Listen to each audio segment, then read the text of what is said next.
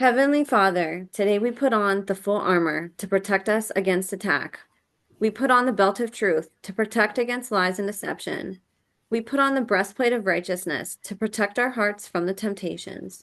We put the gospel of peace on our feet to walk in your light, peace, and freedom with the Holy Spirit. We rebuke anxious thoughts. We take up your shield of faith for protection to block and destroy all the darts and threats thrown at us by the enemy.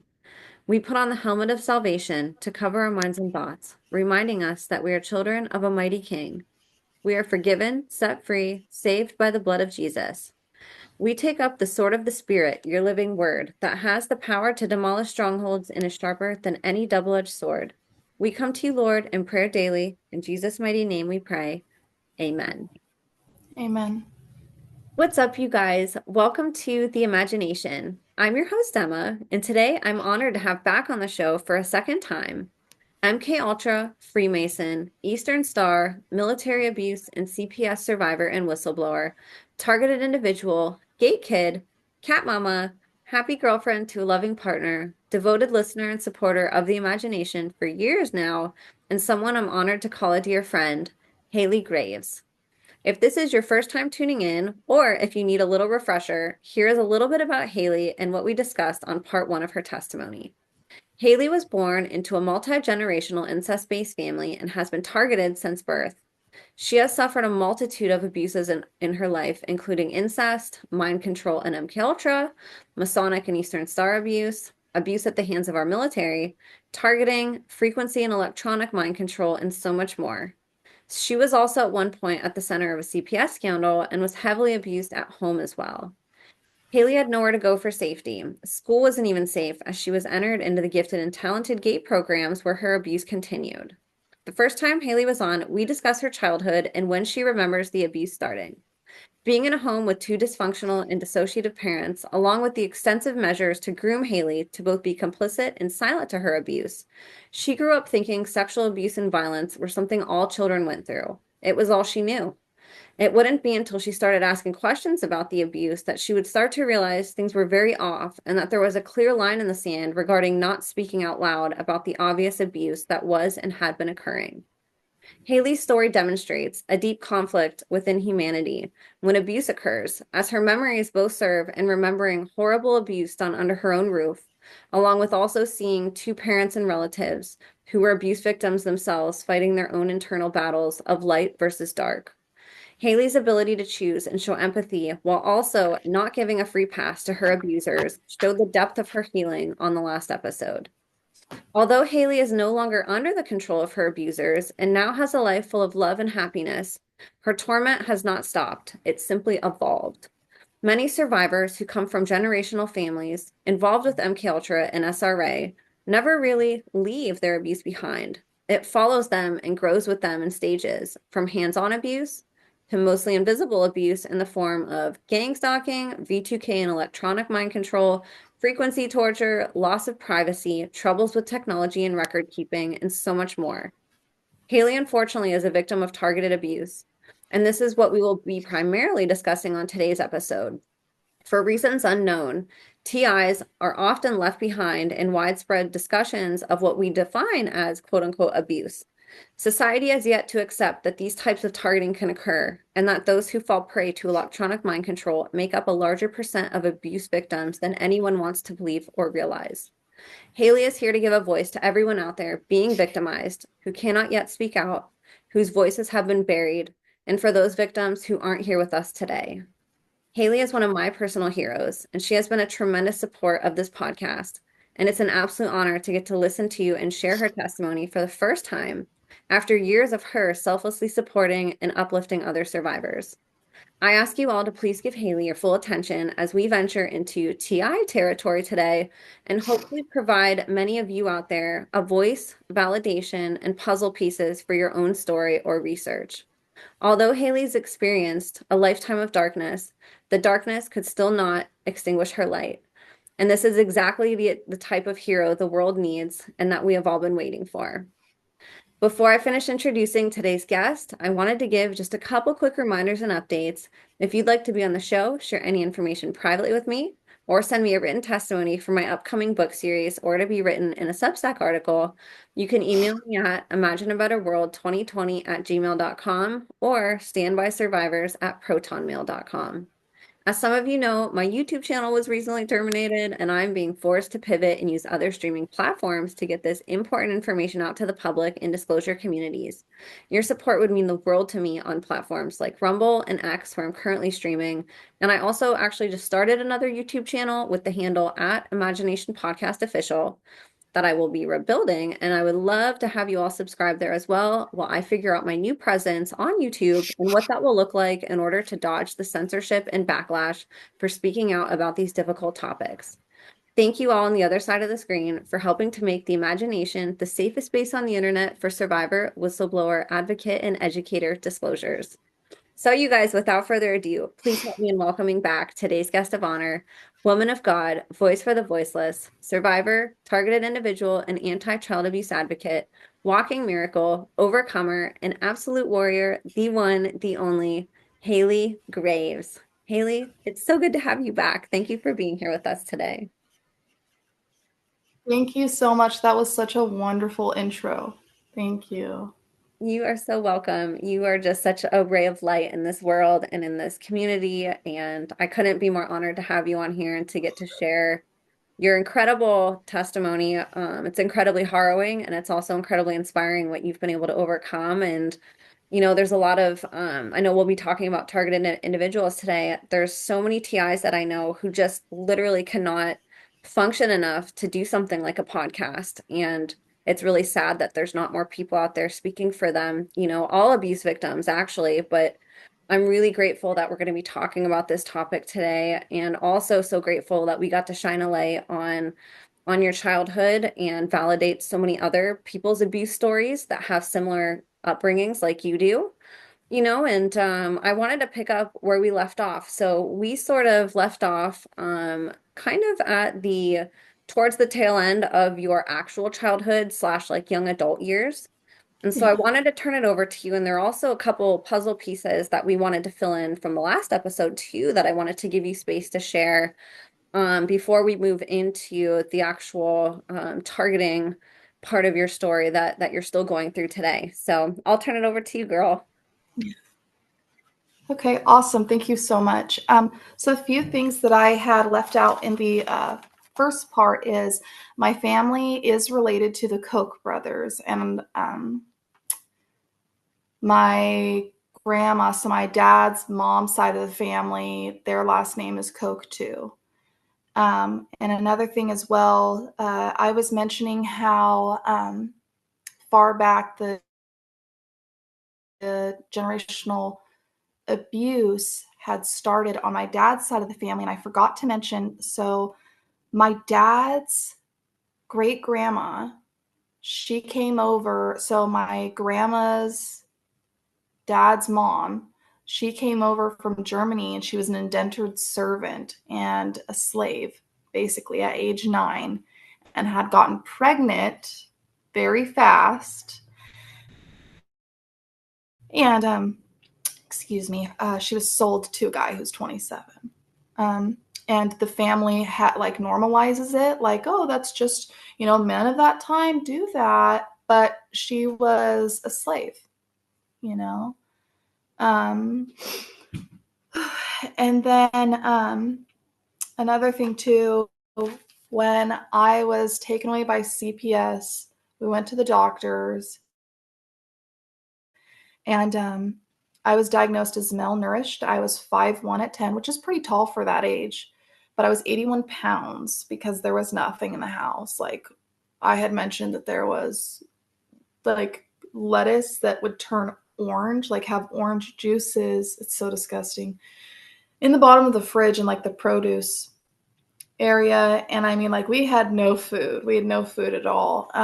My mom, because she was anorexic, and this is when, like, after we had disclosed to her the molestation, and after my dad had broke her neck and raped her, she had really lost her mind.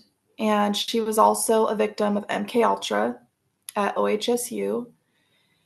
and was also on her side of the family has incest. Well, yeah, incest as well, and tons of molestation. My mom was molested by her stepdad, and so my mom really, really lost it when we had told her what had happened. And my mom, here's another thing too, my mom had suspected for a very, very long time something weird was happening, because there was events in my childhood, like my mom would go out clubbing and with my aunt. She's now deceased. She's not my real aunt. Her name's Becky. You can go ahead and leave that in there. But they were best friends through childhood. And Becky became a targeted individual as well. But anyways, uh, my mom my mom and her would go to the club, and they'd leave me with my dad and Becky's husband at the time, who yeah, they would leave us. And I don't remember this, but my mom would constantly mention this as to when her minds first started turning.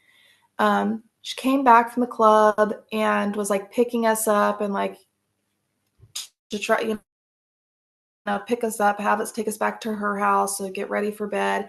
And I told her my pee-pee hurt, and then I was touched there. She pulls down my private, like my pants, and my whole tutu is swollen, like swollen, like for stimulation. My mom freaks out and calls my dad, and then calls Aunt Becky's ex, or my Aunt Becky's husband at the time, and he's like, everything's fine. She just fell off the bunk bed. Well, it's pretty impossible unless you fall with your doing the splits in the air, falling on the bed and hit your tutu like that, and even that for my lips to be swollen shut. And not only that, but there were times that like my mom had found like my underwear. And in the third grade, yeah, it was in the third grade. No, maybe it was the second grade. Yeah, it was second grade actually. Um, I was at Image Elementary, and that's the school that I had GATE programming at as well. It was in Gifted and Talented. And I was so excited because I saw little red dots in my underwear. I'm a third grader who was having what looked like a starting period. And from my mom took, because she thought something was going on, and then the doctors were like, well, kind of hinting around, is she abused? Was she sexually abused? Because stimulation and things like that can trigger, an early period, or, make you bleed. So my mom was like, what is going on? And she would pull me aside constantly. And she would be like, is anybody touching you? And I would freak out. I would just snap. I'd start cussing at her. And I was really, really little. So this is in the third grade. I would start cussing at her. And I learned cuss words from my mom and my dad. But I would just freak out. And then as soon as because there were times that she asked me if my dad touched me in the haunted house, PSYOP house. And I just same thing. I freak out. I'd start throwing things around. She's like, this isn't normal. If somebody didn't touch you, why are you acting like this? And I'd be like, I hate you. I hate you so much. You're the worst mom in the world. She'd start crying, and she's like, Haylee. And then my dad would come and be like, oh, Haley's just having, she's just a little kid, just a bratty child. And so my mom's constantly gaslit. And on her side of the family, she was sexually abused. I mentioned this in the first part. She was sexually abused by her stepdad, and her mom had actually, so she told her mom what had happened. Her mom gave her a kitten, Nana, gave my mom a kitten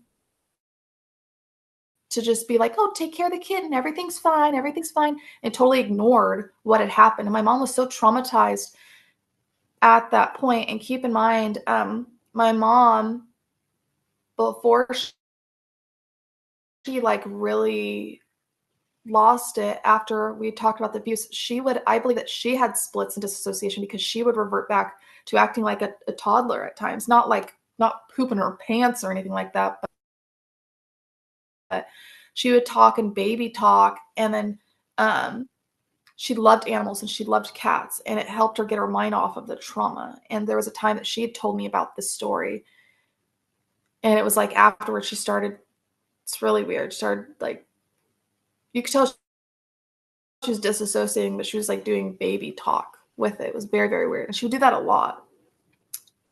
And it would last for like not very long, like a few hours, but still it was weird.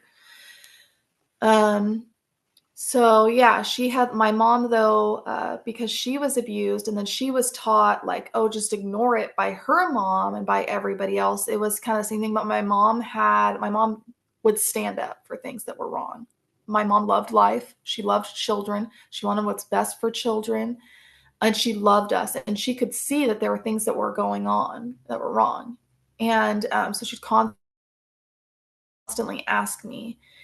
And another thing too, we in the trailer park once when I was little growing up, there were other kids. I'm pretty sure there was this one girl who it's kind of embarrassing, but like basically I believe that she was getting molested by her brothers too. So whatever my dad did to me, we would meet up, and it's so embarrassing, but we like practice things on each other. We're little girls, little girls, like first to second grade.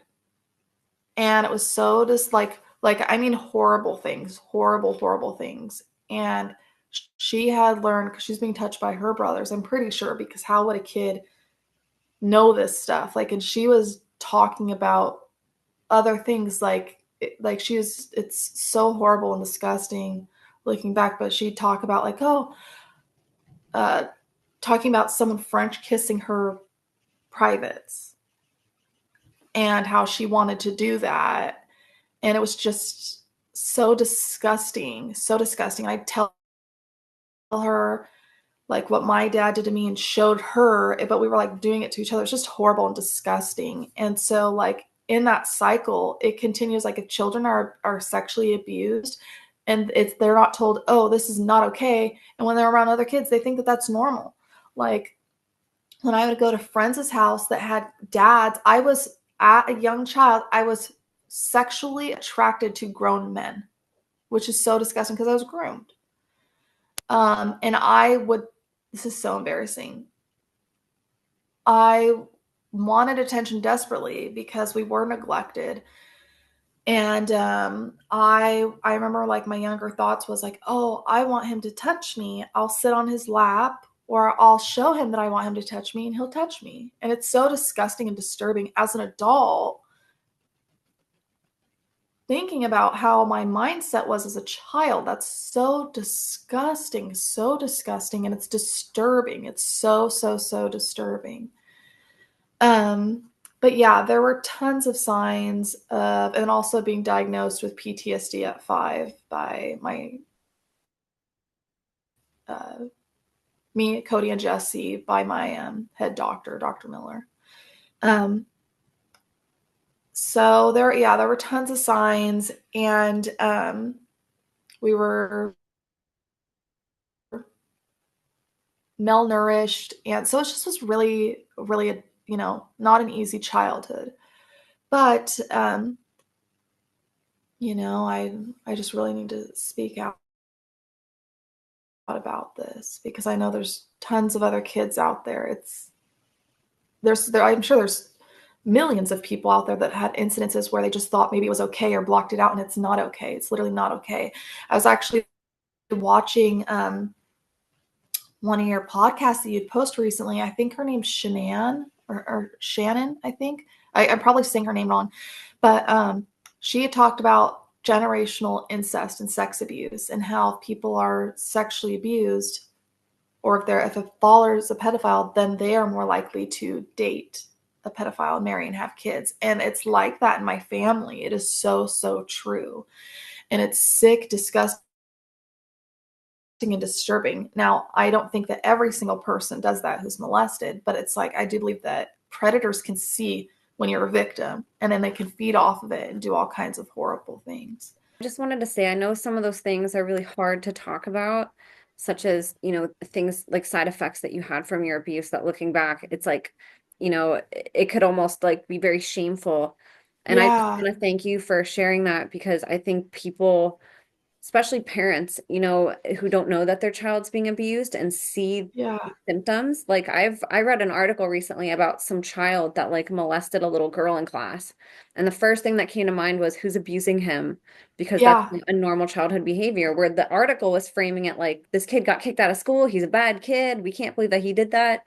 And like nobody really looks at like the root cause of why that happens, including Yeah. adult survivors can sometimes just bury that too and be like, I don't want to look at that. It was Shameful and yucky and icky, and it's horrible because there's times that I'm like I know that it was really uncomfortable and like I don't even know how it really even started, but she had 7 older brothers, this girl. Some were teenagers and her parents were always gone, and I told her about how I was touched, and so embarrassing. She told me, she's like, "Oh, I like that when that happens." And she never told me who did it to her, but like for her to know certain things, like I would have never known those things if I wasn't sexually abused. exactly. Yes. And it just, I feel so horrible about it. And like, it's horrible. And it was like that a lot in the trailer park, but like also other kids like kind of touching me too, you know? So it's like, in those, like I get confused and I'm like, like, did they molest me? Because it's so confusing, you know what I mean? Like they're just little Yeah. kids, They're just little kids. and but it's like it seemed in this little ghetto white trash trailer park that no parents were ever around. And in fact, here's another thing too. There was this guy who was a veteran. I don't even remember his name, but he would sit out, so disgusting. He would sit out and he was just, I just remember having greasy, curly hair and nasty beard, and he'd drink beers and he had like a kiddie pool in his front yard and he'd be sitting in like a outside chair and with his feet in the kiddie pool, and he would try to grab kids to sit on their privates and bring them inside. My brother Cody got brought in the house, never talked about anything that had happened ever. But that guy, yeah, but that guy was doing things also to the boys of the girl who we were like, it's confusing because it's like, is that experimenting? Is it like molestation? It's this gray area because I've had tons of creepy incidences like that. Like also, when I was a little girl, my aunt, she was with this guy who had a daughter who was like 10, and we were just having a bubble bath, and she like puts her finger like on my privates and starts like touching it and stuff. And I was like, cover my privates. And I was like, no. And she's like laughing. And my aunt was in the room and just like, whatever. Yeah. Not only that, but like there's so many symptoms, and it's very, so I don't have kids, but I mean, there's things that like my family and other people who have like, I don't know, like to me, it's like a giant red flag. But to like my family, for instance, Squeaky, don't do it. Sorry. He is obsessed with that. But Cute. yeah, for instance, my one of my little sisters, it was like not recent, but this was a few years back. Is so disgusting, so disgusting. It was like, I think it was Christmas or Thanksgiving, so disgusting. She literally sits on the couch, spreads her legs while everybody is in the kitchen. So it's like a living room attached to like an island in a kitchen, like a big giant room. My sister, literally the middle child, and she was like probably 7. Don't do it, Squeak. Sorry. Go there. It's so Go there, cute. keys. I don't know if okay, there we go. I'll just press okay. Okay, yeah. But yeah, my little sister, it was really, really nasty and disgusting. She like spread her legs and started touching herself, but as if like a grown woman would. Yeah, yeah. And I'm like, I like was like, Grandma, hello, you guys, look at this. And Grandma's like, don't. You're going to scare her. Just ignore her and she'll stop. She just wants attention. That's not how you get attention. That's Yeah. not how you get attention. And that's literally what my grandma said, the one who I lived with. So it's very, sorry, my cat. He's thinking about doing it again. You can come No sit right here, worries. baby. Come sit right And like you here. see how like normalized that was too, to where, and it even more so normalized when you'd meet other kids who were abused and were sharing the same information. It almost like validates that like, oh, this is just like a normal thing that people do yeah, together. You know, it's just a yeah, normal thing that families experience. And you don't have that like cognition because you're a child that yeah. there's something wrong with that, you know, and if you do, nobody's told you about it. So like you're just being gaslit and like basically being told that any of your bad feelings are wrong and that you just need to go along with the abuse Yeah. and, you know, not talk about it, you know, in a negative way. And so you see like how normalized this was in your life and like how surrounded you were by it. Yeah. It's so weird because like meeting my partner and talking to his family when I would talk about like certain things that were happening with like the molestation in my childhood, because I felt like, there's just, I was shocked that their family, that none of them were molested, their whole family, nobody was molested. And I was like, wow, that's so crazy. Like their nuclear family. I don't know about any others, but I was like, wow, nobody like molested anyone. And he's like, no, that's weird. No, we don't do that. And I was like, I was shocked. And then also in middle school, it was really, really sad. There was tons of other kids that were taken away by CPS too at the school I went to, Geyser Middle School. Tons of people who were there taken away by CPS that had even worse stories. And they didn't know it was not normal too. Like there was this girl, I won't say her name, but I was so upset when I first got taken away. And I was trying to tell teachers, trying to tell everybody, I'm like, please, please, please, I don't want to go back home because my grandma will make me see my dad. He scares me and he touched me. And not just touched me, like, I mean, he raped my mom. We'd hear it. He'd beat the crap out of all of us. It was horrible. And there was this girl who, because I would, and it was really sad, like, because of the trauma, I then started like only connecting, having friends that were going through trauma as well. And my grandma was like trying to control it. She's like, no, you can't have those people around you. Can't have those people around you. They're bad. And it's then she'd try to like force me to be around like a group of kids who I had no connection with at all. I was like, because of being, you know, enduring abuse and seeing it, it like rewires my brain. It rewires, the way that I think. And it was like almost creepy to me seeing normal people. It felt really creepy and weird and different. Um, but yeah, this poor girl, like I became friends with her and she was like just acting like everything's normal. She's like, yeah, um, so horrible. She's like, yeah, it's so disgusting. She said when she was a baby, she's taken away. One of the reasons why she was taken away by CPS was because her mom would put dildos in her to stretch her out. So when she had sex, it didn't hurt her.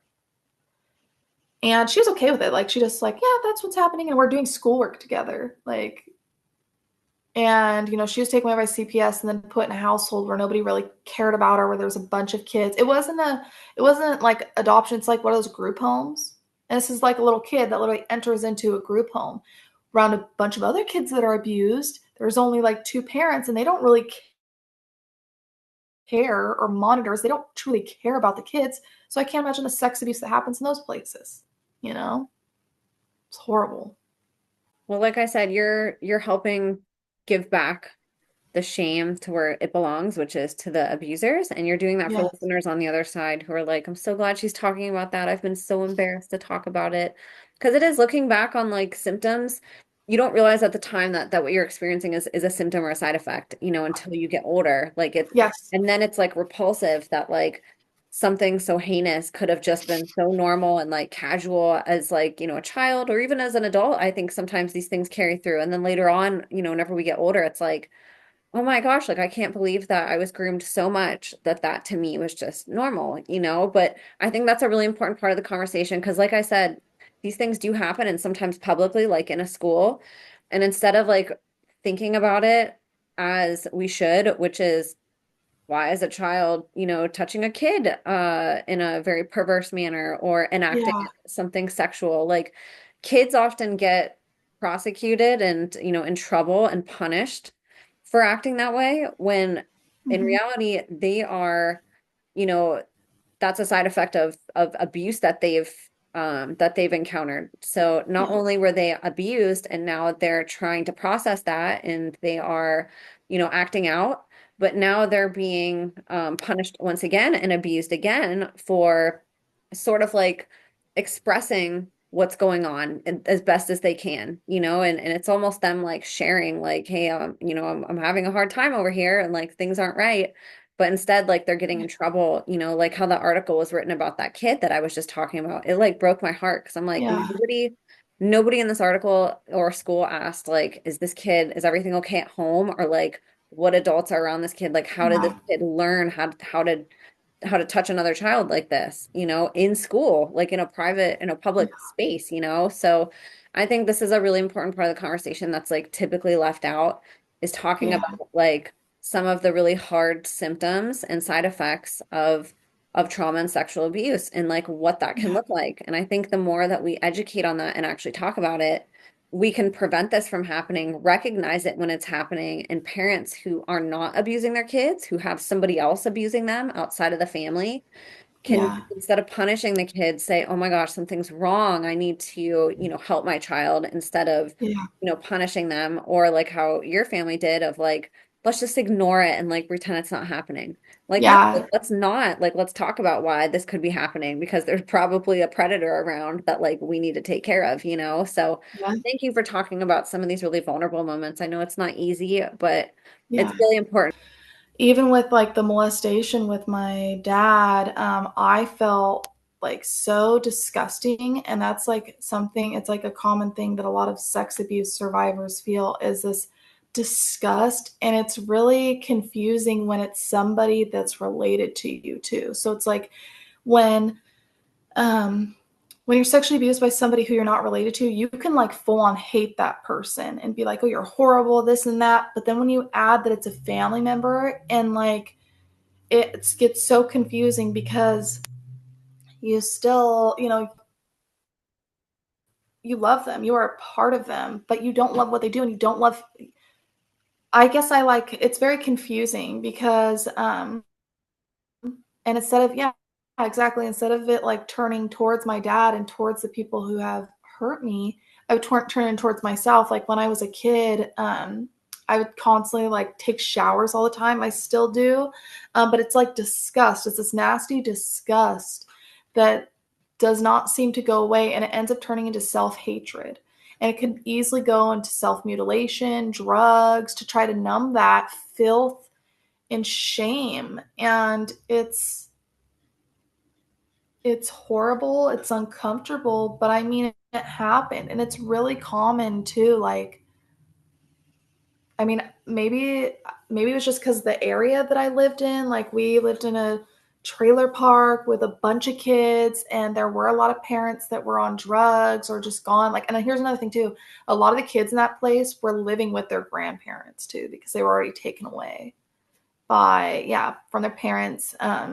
So like there was some other kids that like it's embarrassing, uncomfortable, but like there was another boy who like we would go hide and kiss and like do things, but I was so young and he was young too.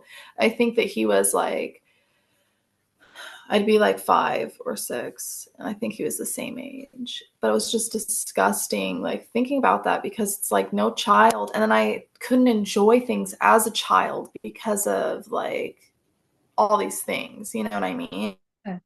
Yeah, you're having to think like an And adult.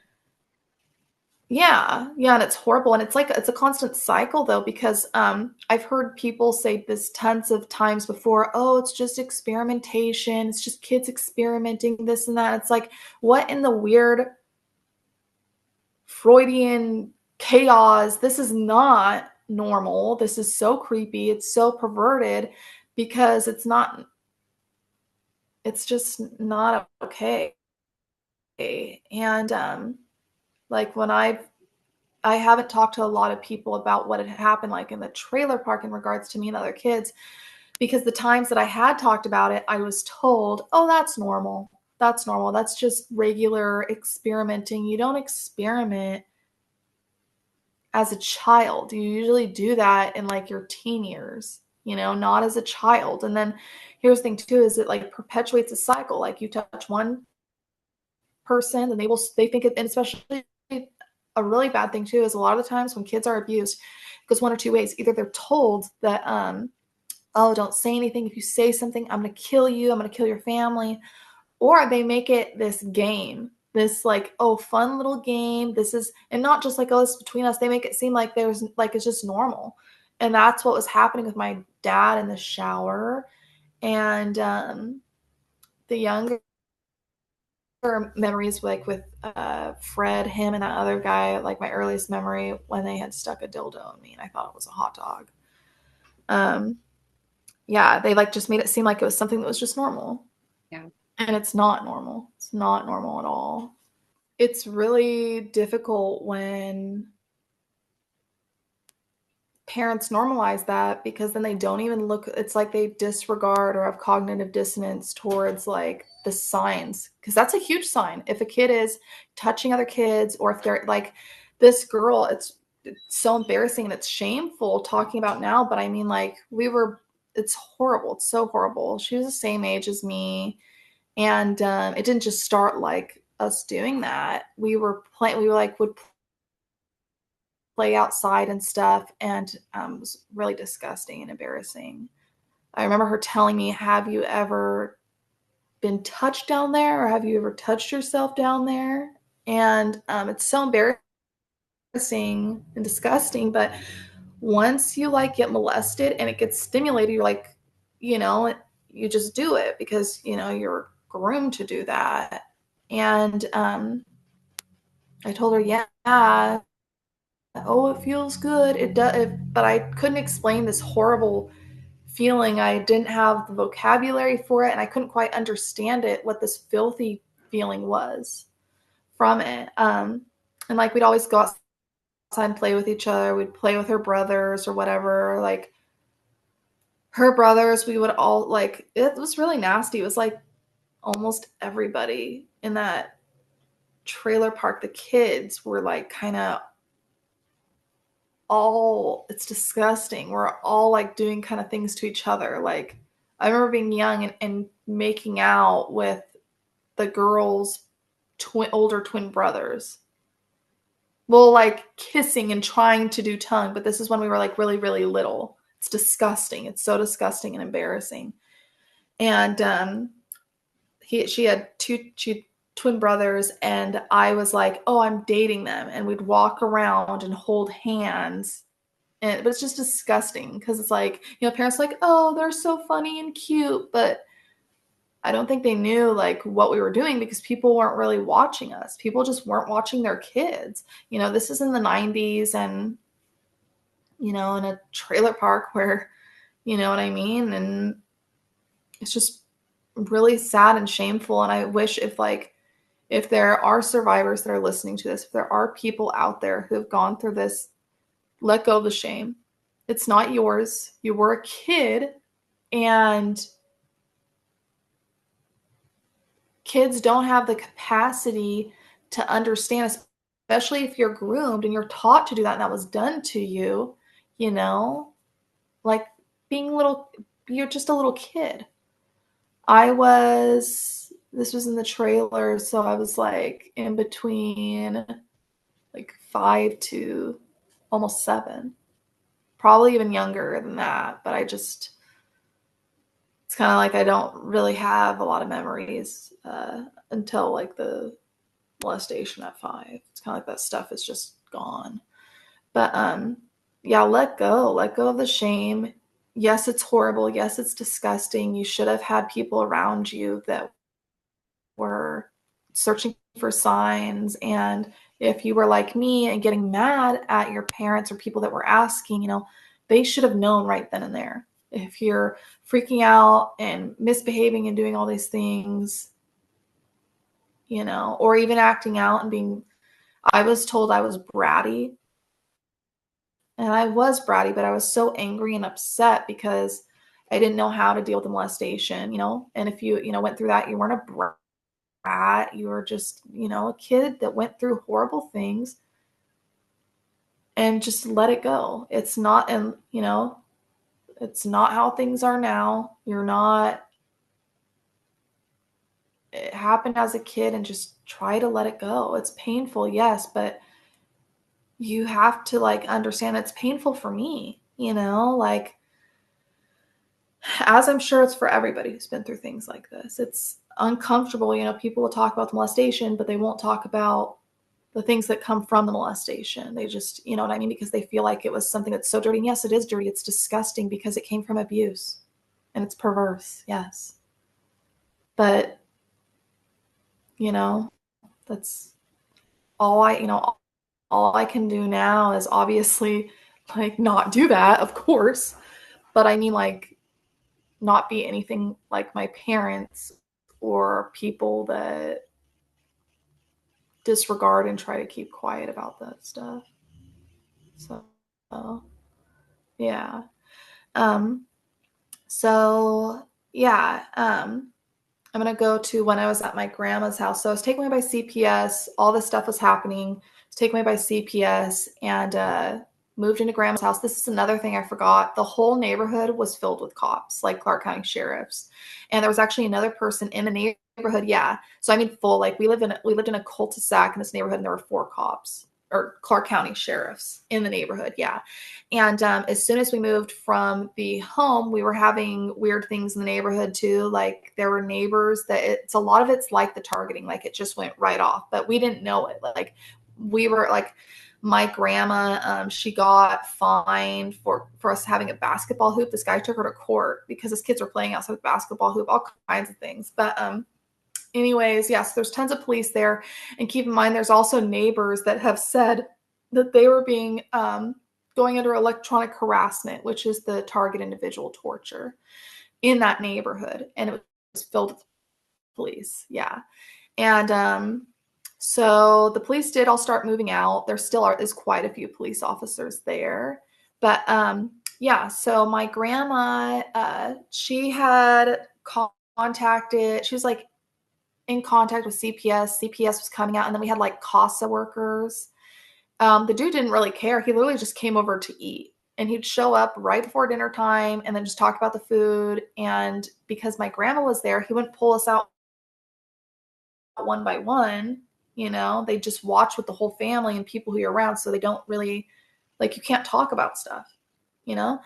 Anyways, so my grandma, she thought that once she took us kids away, that she would just give us back to my dad, because it wasn't her plans to have us in. Even though we told her about the molestation, CPS told her, no, they cannot go with them. So my grandma thought that she could do a roundabout and so my grandma's house was a 5-bedroom house.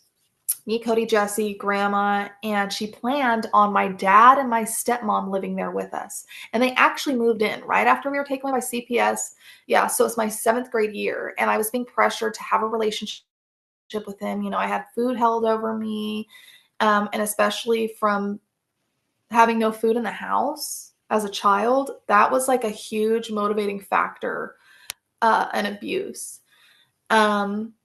For me and both my brothers. But yeah, my grandma had actually bought my dad and Christina a house after she realized. So Christina and my dad had moved in. It was my 7th grade year. Oops, I shouldn't, just get rid of those 2 names. But so yeah, my stepmom and my dad had moved in, and CPS told my grandma, no, that cannot be. And this is the social worker that had the one, Rachel Scott, who had got her wedding in Maui on my grandma's property.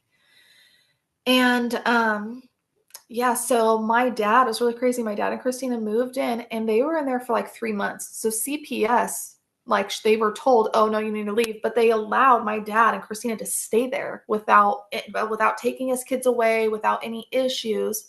My grandma worked it out, it was so insane. And my mom was so pissed off. And us kids were scared. I was scared. My brothers were scared. But my dad seemed like he was a whole new person. Like he wasn't on drugs that we could tell. He had like a girlfriend. They had like a normal relationship and they looked so happy. Everything's fine. Everything's perfect. My dad is a narcissist and my stepmom is a covert narcissist. Um, but yeah, everything seemed happy and perfect. And so it continued. And then my grandma and the whole family, were telling me and my brothers, like, no, it's all your mom's fault. Your mom put this in your head. I know it wasn't. And so I kept fighting about it. My brothers just learned, like, oh, we can't talk about anything. So, yeah, my brothers ended up having a relationship with my dad. My grandma bought my dad a house, and Christina and my dad moved in. My stepmom and my dad moved into this house. And my brothers had actually moved in with them, and I stayed with my grandma. And at this point, I was extremely angry. My grandma would do manipulative things because she was upset and she didn't want. I'm like, I was not difficult, or I was difficult. I was very, very difficult. My grandma would constantly tell me I was damaged goods and that there's nothing that can be done with me, like every day as a child when I was taken away, that nobody's going to want me, that she didn't want me, and that she's just stuck, and that she would much rather be retired in Maui than dealing with my snotty ass, and just all kinds of stuff. So yeah, I had a pretty difficult time, and I started smoking weed. And also, here's another thing too: my grandma is like one of those people that would drink wine every single night and have cocktails. I don't know if I'd call her an alcoholic, but like that was a huge thing with like the German culture on that side of the family, is like drinking. Like it's so crazy. My grandma would talk about how the kids had wine during dinner. Yeah. Yeah. Weird, weird, weird. She's like, oh, it's healthy for you. It's normal. It's this and that. The kids can have wine, this and that. Very, very weird. And anyways, my grandma was allowing us to drink at this time period too, like that we could start having wine as well, because it's like a cultural thing. And I was like, oh, I could get drunk from this, which can make me feel, taken away. Oh, here's another part too that I forgot to mention. So, back in the haunted house, I was diagnosed with seizures and migraines. And my doctor, Dr. Geroni, he was actually sued and had his license taken away for experimenting on kids. Yeah. And he was a neurologist. Yeah. Yep. He had prescribed me Tylenol threes. And my parents just left them in the room, and I just knew, oh, you could take one if you have a headache. This is me at 8 years old in that house. I was like 8 or 9 because I was taken away at 10, almost turning 11. Um, I had a headache and I took one. I was like, wow, these make me feel so wonderful. And I remember thinking that it's like a sunset in my stomach, like this warm feeling. And I just loved it so much. And I was like, I knew that my mom took pills all the time. And I took that, and I took 2 Tylenol threes one day.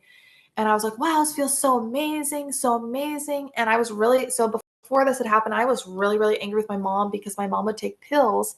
This is after she like lost it, after we talked about the molestation, all this stuff, and she just broke down. She was taking pills constantly. And I was so angry at these pills. I was like, why are these better than me? Why does she love these more than me and Cody and Jesse? This is so horrible. This is where like I ended up getting I was addicted to opiates later on in life, but this is where this kind of started too. I ended up taking one of my mom's pills. I don't remember which one they were. And I'm surprised I'm not dead, honestly. But I took one. I think it was a morphine. I'm not sure. But I took it and I felt amazing, and I threw up and then I passed out. This is when when I took that, I was a little older. So I'd say I was probably like 9. And I felt amazing. And I knew, I was like, oh, I know why mom takes these, because these make you feel incredible. Even though I threw up, and I mean, like, I threw up, I was dizzy. But it made me feel all warm. It felt like a big hug that I've been wanting for so long. And I was like, oh, now I understand why mom takes these all the time. So anyways, going back to me living at house. So I was using alcohol, I was trying to do whatever I can because I saw my mom cope with substances.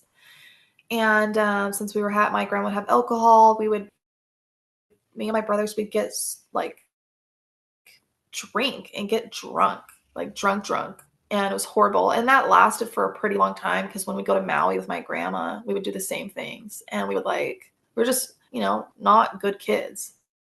And my grandma was just like, whatever, it's Maui.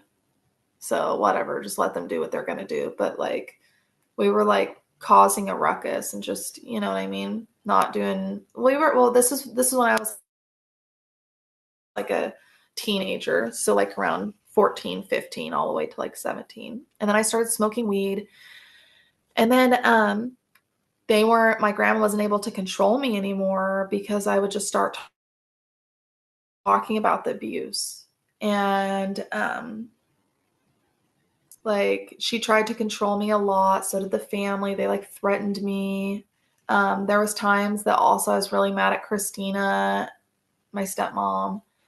And I had sent her a text message and I told her, I was like, F you, you ruined my family. I hate you. I want to punch you in the face. It was just stupid. It was so stupid. And I was angry.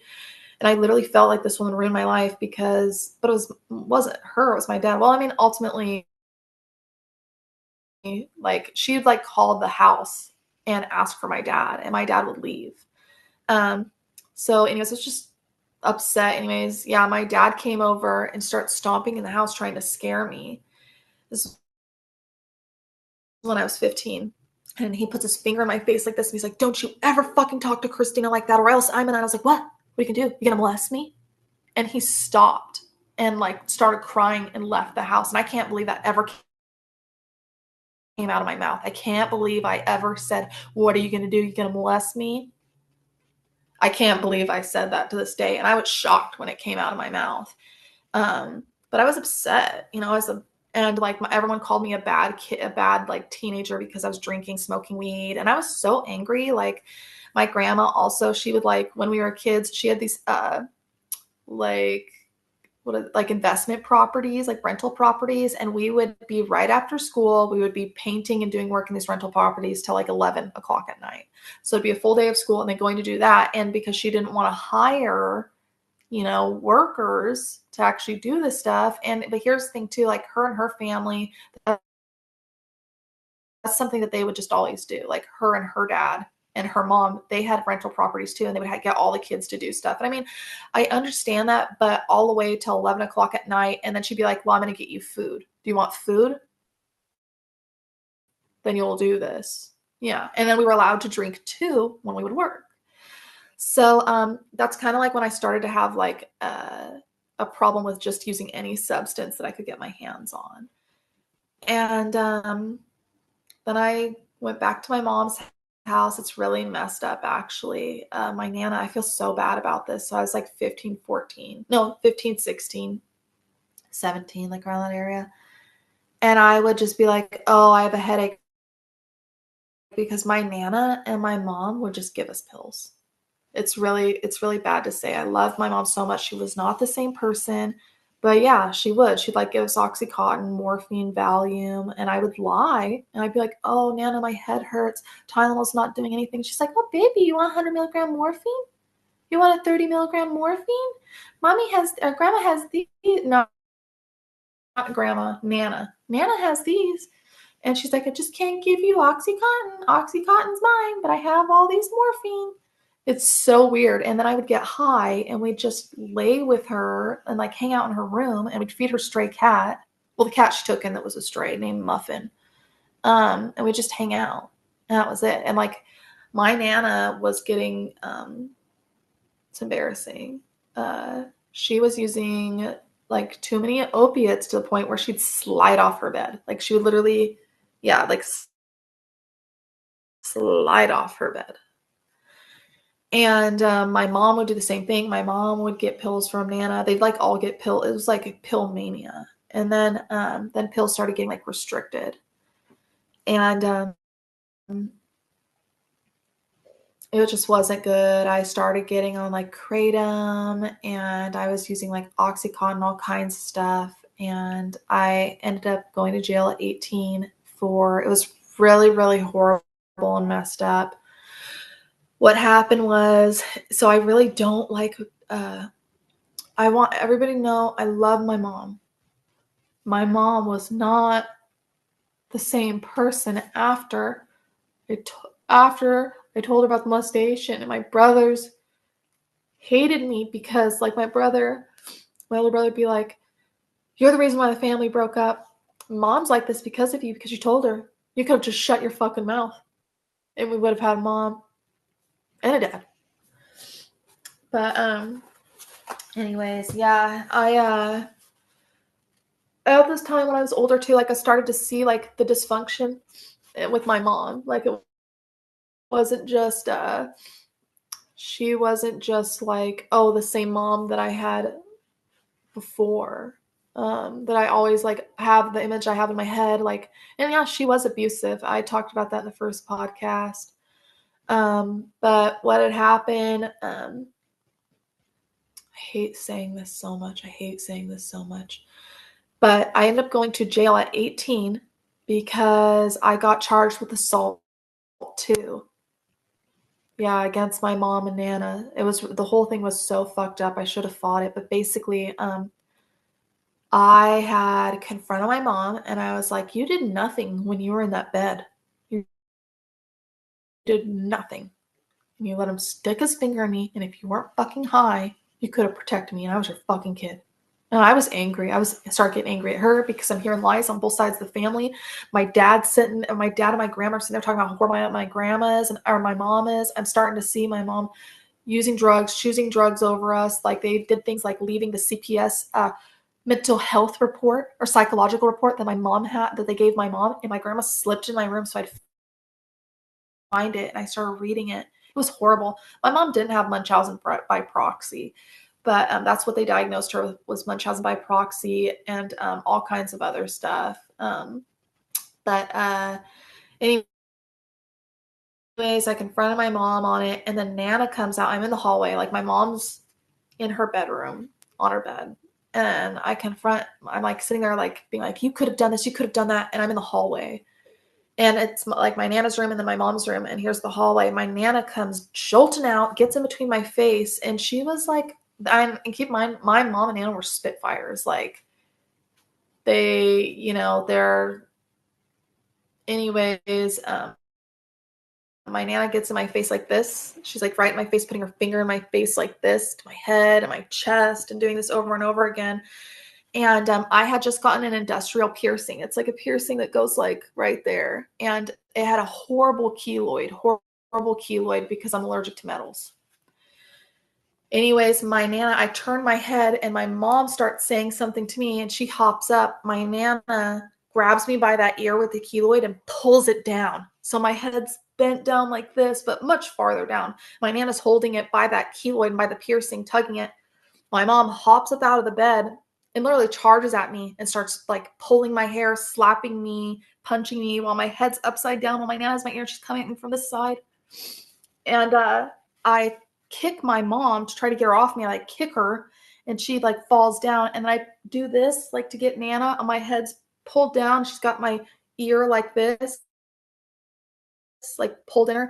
And I tried to like push off of her like this to get her to get off my ear. She ripped my ear piercing out and fell down backwards. And because she already had a previous hairline fracture from her constantly sliding off the bed, you know, from, it wasn't just sliding, like she'd fall off the bed because of being so high. I had got charged with an assault too, because even though she had the hairline fracture, they said no, because the hairline fracture got bigger when she had fallen down. And I felt so guilty. I was like, dude, because in times in my life, there have been times that I just let my mom hit me, and I wish I did it then. I wish I just let them did it then. I wish I never said that to my mom, because it was absolutely horrible. My mom was not at fault for that. She was abused.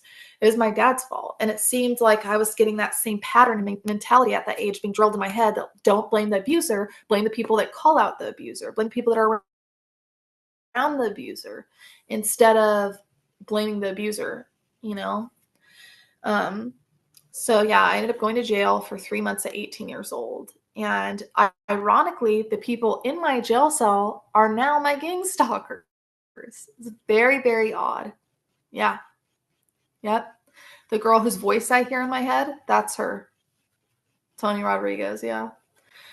So I went to jail for 3 months and I didn't fight it. I just went up there and I was like, I'm guilty, because I just felt so horrible, so horrible. I was like, I can't believe I, kicked my mom. I can't believe I pushed Nana off of me. But I was like bent over with my ear. And here's another thing too, like my mom, like it wasn't the first time, you know what I mean, that she like hit us. Like there were times that she kind of lost it, like with the belt, like with my brother on his spine. And when, yeah, it's just, it happened sometimes. But so I went to jail, got out of jail, and then my mom was like, it was really, really sad. I wanted to tell her I was sorry, and they put a no contact order against us. And I was like, Mom, I love you and I'm so sorry. I wish that I never did that. And I just took the blame for everything, because there's no point in ever, ever, ever going, like, you know what I mean? I had said that Mom, it was a horrible thing that I said to her, absolutely horrible thing. And Mom ended up saying, we ended up getting in contact again. She was like, maybe we could go back to court and, explain everything that had happened. And I was like, no, because my mom doesn't understand the like court system. Once you accept like guilty and you do the time, and I accepted a plea, that was like it. And I had an assault too. And it was horrible. It shouldn't have been an assault too. The whole thing was just horrible. Anyways, and my, how do I say this? I wasn't like the only one that was abused too, like by my mom, and like my brothers were. But this was all after she lost it. All after she lost it. But yeah, I felt horrible. I felt absolutely horrible about that. And then I started getting into drugs really bad because I hated myself. I was like, great, I fucked up my whole life. Now I have an assault charge right at 18. I was so scared. And because I had told about being molested and stuff by my dad, nobody on my dad's side of the family would come and like advocate or talk about like the stuff that has happened to my mom before, because I was a tattletale for talking about the abuse, the molestation. So nobody would like, defend me or anything. But my grandma was still, I'd call her over the phone. She's the only person I was talking to over the phone. So she was still in contact with me. Afterwards, I ended up going living back in with grandma. And that was like for years. I ended up, getting back into relationship with my mom and my Nana. It was really sad. We were all just basically doing drugs together in our house. And I had met this guy named Edgar. He ended up dying actually like right after my mom died. It's really messed up. But yeah, so it's just basically we were using drugs for a long period of time. And I wanted to get sober. I didn't know how. I didn't know about maintenance, like methadone and Suboxone and things like that. I just, on like with drug dealers, they don't ever tell you like, oh yeah, you can go to treatment. There's this thing called methadone. There's this thing called Suboxone. I kept trying to go to treatment multiple times. Didn't work because it wasn't like treatment afterwards. And I needed something to get off opiates. It just did not work at all. Not at all. Anyways, I started going to this opiate maintenance program called methadone. And I was so happy. And I finally stopped using. And then my mom ended up dying a like couple months after that. And then Edgar died a month after her. It was really horrible. The whole thing was just bizarre. But yeah, and then but basically at this opiate treatment, like outpatient place, is when I first started noticing like, oh, I'm getting targeted. And also in my like early 20s too, I was having very, very bizarre instances in regards to the targeting. But yeah, so, and then after that, it kind of goes into the targeting.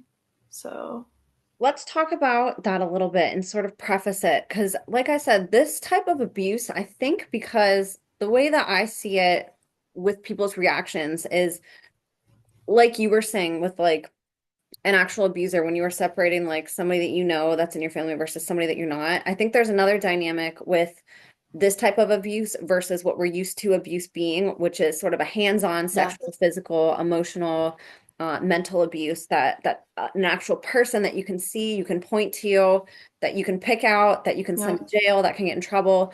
When we can point to an abuser and say, this person did this to me, people still don't even believe that a lot of times when people Yeah. say it. But that's like what we're used to with abuse is like a person is doing it.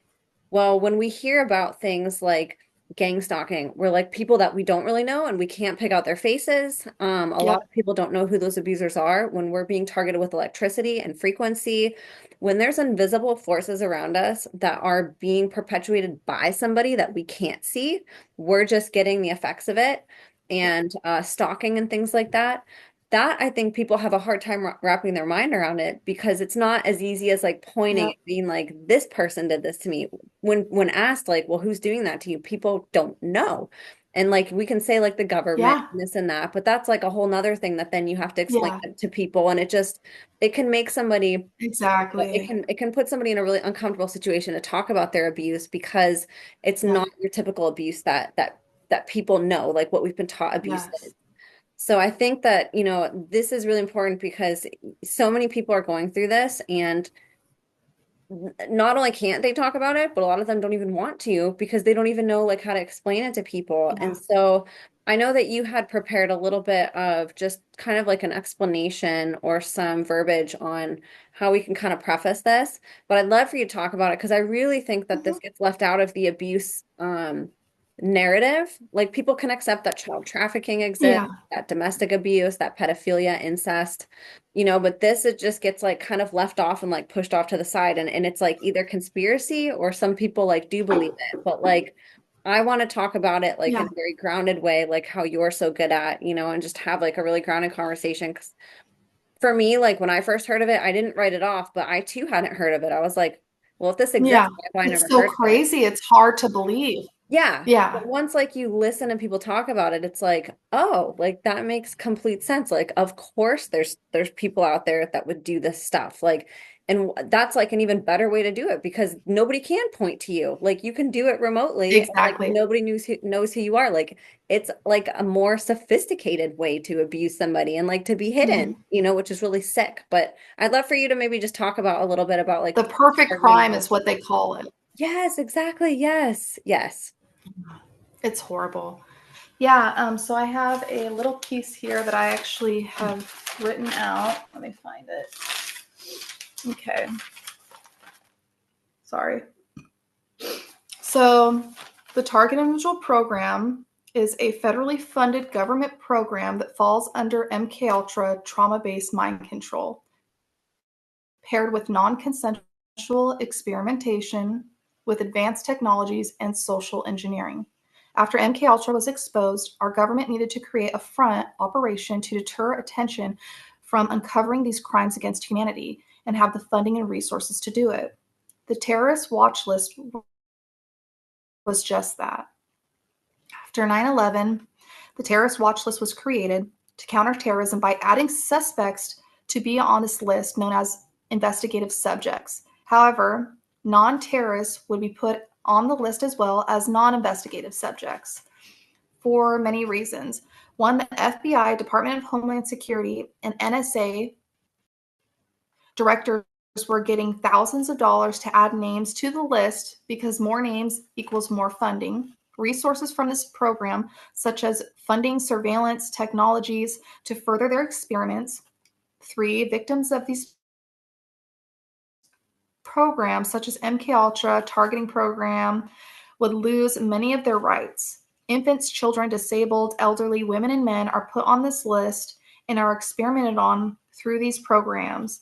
The more vulnerable the person is, the better testy. Huge portions of the funding goes to the NSA clandestine civilian surveillance, also known as gang stalking operations.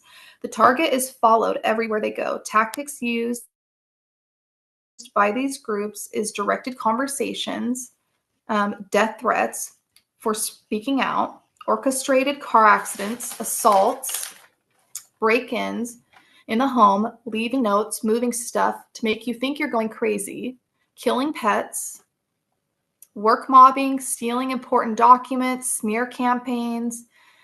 And the people behind these groups are usually in cults and the occult, Freemasons,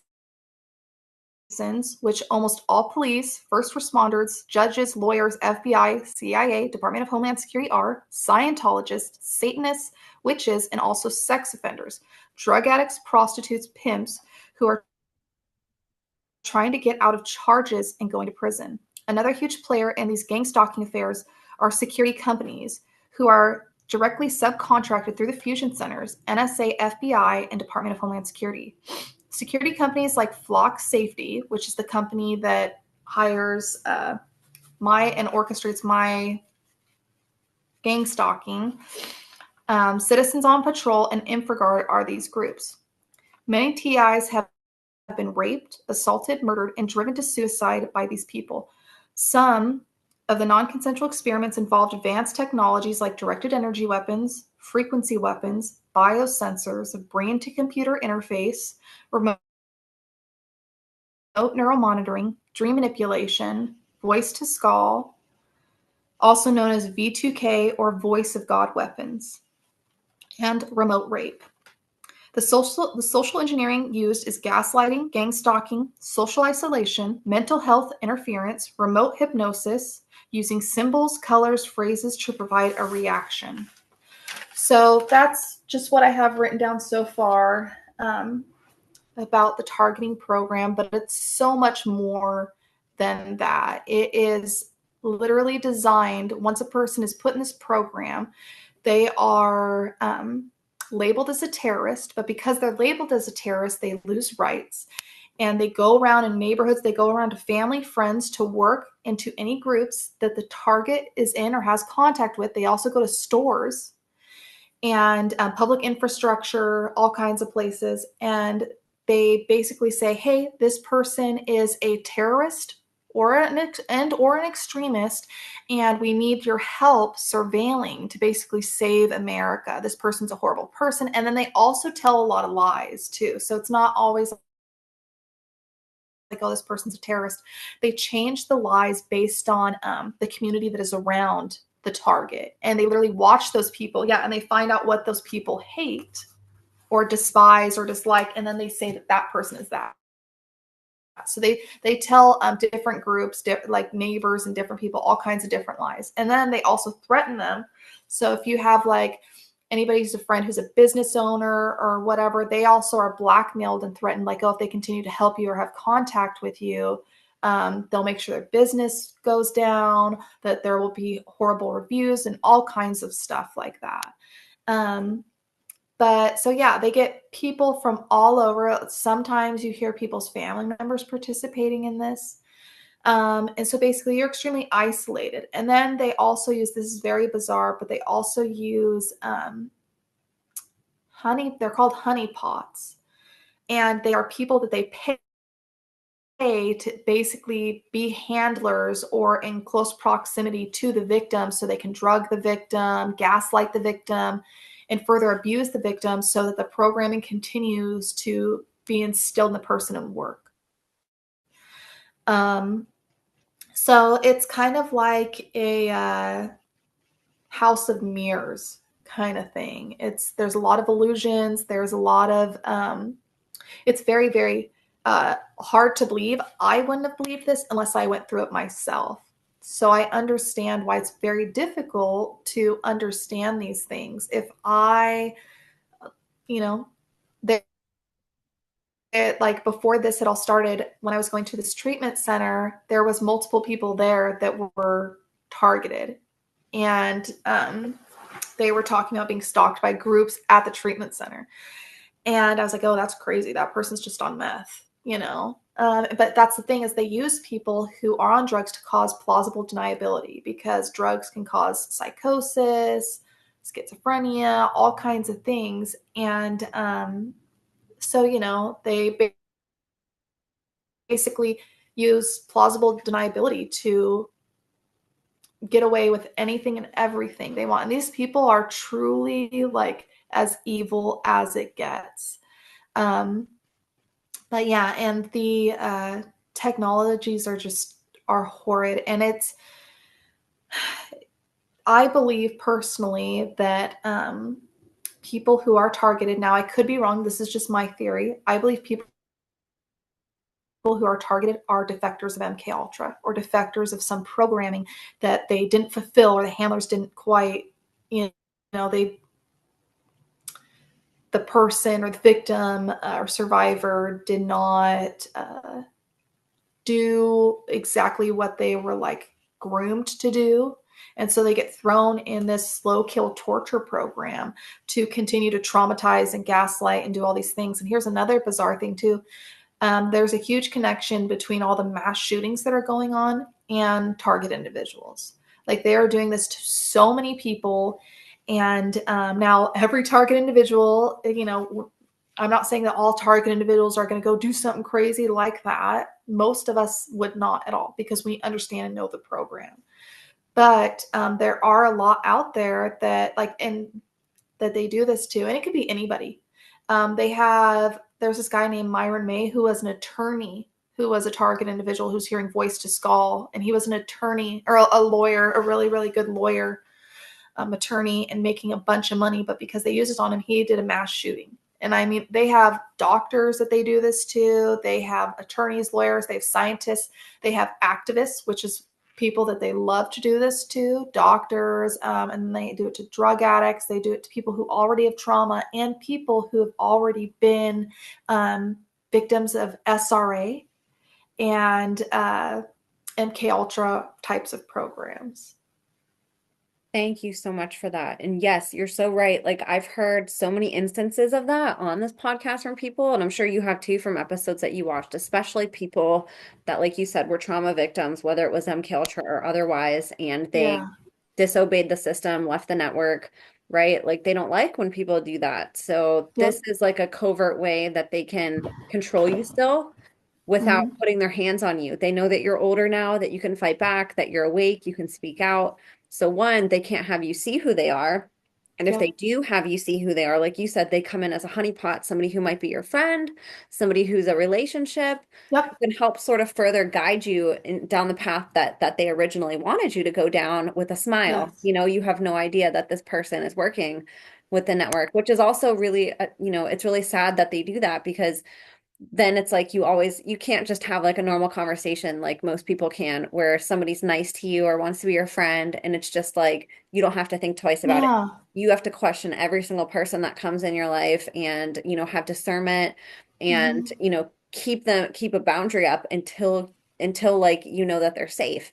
Which is really sad, because like you said, it's very isolating. So many targeted individuals that I know, they like Yes. can't even leave their house. They get anxiety just by like people passing them on Yeah. the streets, and it creates like paranoia, and it creates just a really like Oh, yeah. unhealthy like internal war with yourself, that other people on the outside can't Yeah. understand. And like, you sound crazy if like you're telling people like people are following me. There's people that are like, having conversations with me, Yeah. and I was honeypotted, and there's technology that is affecting me, and I'm getting like burns from it and stuff. And people are like, what in the world are you Yeah. talking about? And so, like, it Yeah. really is, like you said, it's like, the perfect crime in that way, where somebody can covertly be abusing somebody, and there's nobody to point the finger at, just the person is just suffering, Yes. with all the external forces against them. And there's nobody that they can point to be like, this person is hurting me, and it's really a shame, because there are a lot of like very alone people who are like just suffering and like in so much pain and like misery and torture, and they're not believed, Yeah. and they're not given a chance to have like a fighting chance of not being victimized by this anymore. And then it just furthers the abuse, because Yeah. nobody's putting a stop to it, because society doesn't believe it. It's just like it's a really terrible cycle that Yes. we're in. It's yeah, it's horrible. And it's so horrible and it's so hard. One of the main reasons it was so when I was going through this in the beginning, it took a while for me to actually accept the full length, like how deep this runs.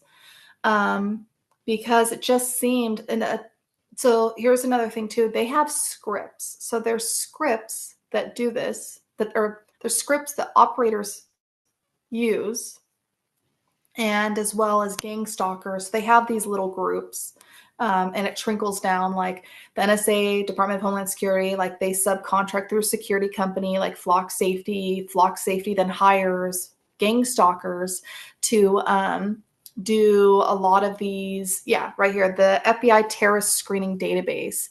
So, for instance, so there's like two types of target individuals. There's non-investigative they're all non-investigative subjects. Real terrorists are investigative subjects. But because you're just, and anyone could be put on this list. I've heard people being put on this list for posting things on Facebook, for posting things against Harris, for posting things against Donald Trump, all kinds of things. Yes, like people can be put on this list. Not just that, they can just choose not like you. I've heard people having issues with Freemasons. I have had issues with other Freemasons as well, um, and then being put on this list. So, and then once you're on this list, it's so weird because it's like it's a secret. It's this secret covert program that daily life is still going on, but I refer to them as agents of the devil or agents of darkness that are pushing this kill, torture, experimentation, transhumanism agenda on vulnerable populations. And they can make anybody vulnerable. They do so many things. But yeah, you get put on this list, you get watched and monitored, and they watch everything that you do, which everybody, everything you post online, everything you text, everything, you say over the phone. The NSA has, all kinds of technologies and does these things. Well, now they have a thing called remote neural monitoring, and I'll get into that in a bit. But they surveil everything that they do. And I think there's this quote. It was Stalin's chief executor, and he says, "You show me the man, and I'll show you the crime." So ultimately, they just take a person who hasn't done anything, no crimes, no nothing. I mean, some people have done crimes, but they want to like set up a person. This is where the like mass shootings happen a lot. Like they'll put the person on the list, they'll start using voice to skull, the gang stalking, and they believe that their life is in threat or in danger. And then they also use AI, all different types of technology that is so sci-fi that it in itself is difficult to believe. The government at all times, well, the military at all times has at least advanced technology 60 years out, you know? So, yes, they do sound sci-fi, but this is what's happening in our government, in our military right now, and it's truly, truly horrible. And there's so many of us. So I'm going to go into when I first this had started, when I had realized how it started, and then I started realizing what was happening. So me and my partner, I met Alan, and we fell in love, and we were trying to find a place to move in. And keep in mind, I have severe PTSD already. And we were trying to find places that we could get for low income. Yeah, that's Alan and that's me. Yeah, we were trying to find places that we could get that were low income, so then and that's close to Clark College, because I wanted to go back to school. I wanted to be a drug counselor. And yeah, so basically, I had applied to this place, and they had to set me up in this interview. And this lady named Mandy was very, very creepy and weird. You could just tell when people are like demonic or cold. It's almost like I felt like she didn't even have a soul. Like it felt literally just like nothing there. And it was very, very scary. I was super unsettled, and my gut and my intuition has always been pretty good. But I chose to absolutely ignore it. Yeah, that's when Alan and I first got together. Um, yeah, so I chose to ignore it. And this lady, she was just extremely cool. And she's like, you're going to be perfect for this. And she was asking me questions about how much trauma I've had. Very, very bizarre. Yeah. And to get in this building, so keep in mind, this building is transitional housing. It was like set up as like, oh, you could stay here for first 2 years or however long you need to get on your feet, and I was like, great, this is cheap rent. At the time, it was $300 a month in a studio.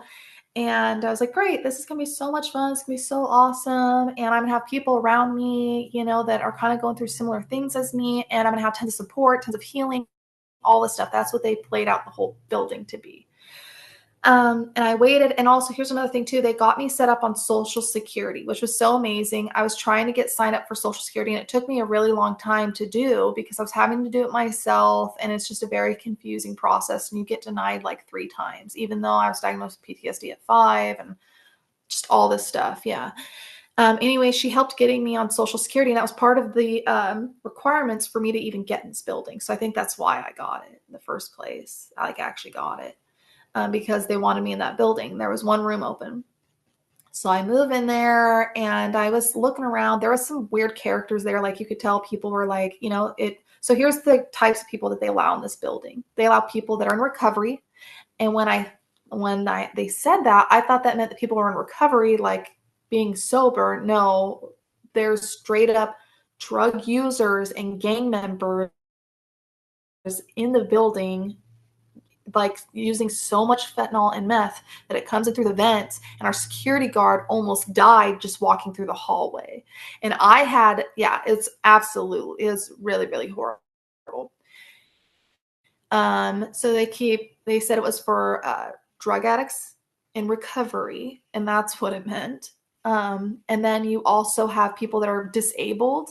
You have people that have mental health issues and physical disabilities. But they played it like everybody was just trying to, better themselves. And I was so, so excited because I finally, this time period, it was when I just started like actually healing, letting go and being like, okay, you know what? I forgive my dad, I forgive my family, and I let it go and I give it to God. It's off me. And so things were changing. And yeah, so we move into the building. The first there, I had very, very bizarre things happen. So I was taught, this neighbor came up to me. She actually ended up being my neighbor, Bridget. I don't care if you use their name. They can go and. Anyways, Bridget, she was in like a wheelchair and she was pretty big, and she said that she was paralyzed, which was a lie. She said that she's paralyzed, told me this story about her, and I felt horrible for her. Like, I've always had like mass amounts of empathy, and it seems that that's what, anytime I have like a predator around me, they notice that and they're like, ooh, I'm gonna get her. So anyways, I met her, and then there were other people, and then there's this girl named Tony Rodriguez who I was in my jail cell with at 18 years old. I saw her there. And so in this period of time too, I was taking Xanax. Yeah, so I was taking Xanax at this period of time. I had severe anxiety, and it helped with the PTSD, but I was abusing it, honestly, because I was so stressed out, and I was an addict. So Tony had found out that I was, it was just very weird. She found out that I was using Xanax, and she's like, oh, I can get you some, but they're pressed. And they were like, she made them, or somebody else made them themselves. Yeah, very, very sketchy. I'll tell you about that here soon. But anyways, there's multiple sketchy people there, sketchy people. As soon as I moved there, people were wanting to be my friend. And I thought it was weird. And Alan's like, dude, Haylee, they are fucking weird. There's something weird about them, dude. Stay away from them. I was like, no, whatever. Oh, and here's another weird thing too. Before all this happened, as soon as Alan and I got together, this is before my targeting went over. As soon as Alan and I got together, so we've been together for over 6 years now. When him and I first got together, there was honeypots that were sent. There was severe hacking. There was thought implantation. There was dream manipulation, and he had gang stalkers that were his friends at his clinics preying on both of us. And they weren't really his friends. They were people that would he was an addict too. And they would like swarm around him because he had a car, and they, act like they were friends or whatever. They just used Alan. Anyways, so there was multiple times. There's this girl named Kayla Jones who was also at the clinic. Alan had hooked up with her before, had a thing with her before, like 2 years before him and I met. And this girl was like married and still with the dude, whatever. And he found out, got pissed off, whatever. Anyways, this girl, it's so stupid. They started putting thoughts in my head, and it was subliminals that Alan was cheating on me. And here's the weird thing too. I could feel that something was coming against me. I could feel it. And this is before the gang stalking and all stuff went over. I could feel it. It was weird. And I was like, something's going on. Someone's coming to get, like, it was so weird, but I knew it. My gut was telling me, like, warning me. And the only thing new was Alan. And so I was like, oh, it's Alan. Alan's cheating on me. And in the past, I had people cheating on me. My last relationship, the guy Edgar, who had died in a car accident a month after my mom had died, he actually found out he was married, found out that he was going back to her. I was on drugs and strung out, and he would sit there and leave me and just strand me. Just horrible, horrible. Horrible. But anyway, so I had issues with trust before. Obviously, like in childhood and stuff, and seeing my dad cheat and all these things, cheating was something that's really painful. And I had a relationship with a narcissist before who did the same thing. Anyways, I was like getting these thoughts that I could feel were not my thoughts, but it seemed like it was. I couldn't understand what it was, but I was like, oh, Alan's cheating on me. And then not only that, I was having the gang stalkers before I knew they're all a group of like giant, like crackheads, meth heads, like hardcore homeless drug addicts that are like not just they weren't just drug addicts. They were like a shitstorm of chaos everywhere. Anyways, they would try to contact me and be like, they contact me and be like, oh, do you think Alan's cheating on you? I saw him with a girl online and say that they saw him with a girl. Yeah. Well, so we were having issues like this, and I would see weird things, just ridiculous. So stupid. Anyways, there was this girl, Alan and I have this thing. It's called App 360. And it's like an app where you and your family member can share to show where your phone is. Well, they started hacking our phones in his phone, and it showed him right outside that girl's house. And I called because I was like, dude, where are you? What are you doing? And he said something, and I was like convinced he was cheating on me. And keep in mind, for targets, typically they need the target to be isolated and no relationships before they start doing this stuff, because the more isolated, the better the victim. Anyways, yeah, that girl, Kayla, I got in contact with her, and I was like, hey, are you seeing Alan? And she's like, yeah, I'm seeing him. And I was like, what the hell? Like, what's going on? And she's like, yeah, he came to my house, this, that, and the third. He's at it right now. And I look on the thing, and it shows the app 360 there. Well, and I believed it. I fell for it. And then there was also a girl named Charlie who was like, just a bunch of people instigating things, right? And then with the hacking on the phone, it really made it seem that way. So keep in mind, like, we had tons of all kinds of crazy, like multiple times where people, like, we'd also have like beautiful girls, like drop dead gorgeous girls would show up at the clinic, just very, very weird. And then like be like, oh, you want to hang out with me, in front of me to Alan, just very, very, just bizarre, weird things. Yeah, so bizarre. Crazy. Anyways, so going back to the apartment, so I had a lack of trust, and Alan was like, oh, these people are weird, don't hang out with them. And I was like, oh, whatever, and I held on so much anger. And I was convinced throughout all that time that he cheated on me, but he didn't. I didn't know until later now, but I was just convinced and easy to manipulate at this time. Anyways, so these people pretended to be my friend and wanted to be around me all the time. And I started getting Xanax from Tony, and from some of them, turns out there was a bunch of other drugs that were inside those Xanax that made me feel like I was high on acid, and graphene oxide, all kinds of, yeah, very, very. And then not only that, because I go to a treatment center, and there, the head dude was like, where did you get these from? And I was like, I'm not telling you where I got them from or why. And he's like, because the stuff in this, they don't even experiment on animals. It was like an analog that they made in like the 70s on types of benzos that is not even safe for human consumption or animals. So they completely stopped. And he's like, somebody has a lab that is doing this. And he's like, not only that, there's all kinds of other weird stuff that showed up. And I'm pretty sure that there was like, one had meth in it or something. It's just disgusting. And like opiate, not just like regular opiates, like fentanyl and stuff in it. So it's horrible, horrible, horrible.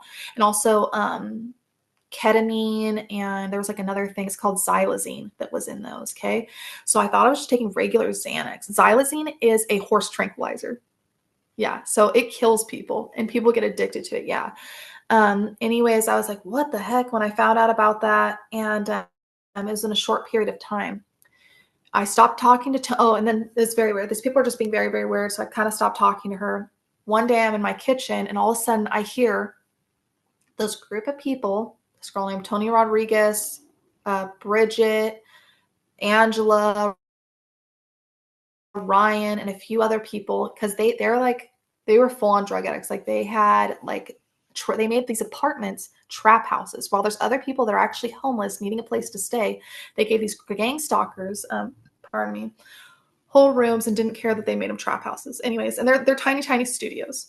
So when I'm in my kitchen, and it's a small, small studio, I hear, it literally sounds like the neighbors talking directly in the room right next to me. Okay, this is what they said. Okay, I got the masks, I got the bats. We're gonna go in there, we're gonna rob Haylee, we're gonna hit her in the head, or we're gonna hit her in the head, make sure she has a seizure, and then we're gonna rob her. And it went silent. And I was like, these people are so stupid. I heard that. They are so dumb. I can't believe that. So I went straight down. I told Alan, and Alan was like, whoa, that's bizarre. But he's like, don't, these people are just crackheads. They're living a crackhead delusion. You know, crackheads say all kinds of crackhead methods, say all kinds of stupid stuff. Just ignore them. They're stupid. But I was like on alert. Like I was like, no, something serious is going on, because I felt that for a while. It was like in my instincts. And I felt like God and Holy Spirit was also trying to tell me things too. Anyways, I go down to management. I tell management, for the apartment at Merriweather, I was like, I just heard my neighbors talking about trying to rob me, break in my room, and hit me in the head with a bat to make me have a seizure and steal my social security money that I just got approved for. It's so stupid and ghetto. And she's like, oh, wow. Well, lock the doors and let me know if anything happens. And that was it. And I was like, okay. Now, keep in mind, before this had happened, multiple of other target individuals' rooms were being broken into, and they got it on camera. And it showed them going into the perpetrator's room, or the gang stalker's room, right after the break-in. So this guy named Jeff, his room was broken into. They got it on camera. At least he got the camera footage, because I wasn't it. So I'll tell you about that in a minute. Basically, after this happened, it was like 3 or 4 days later.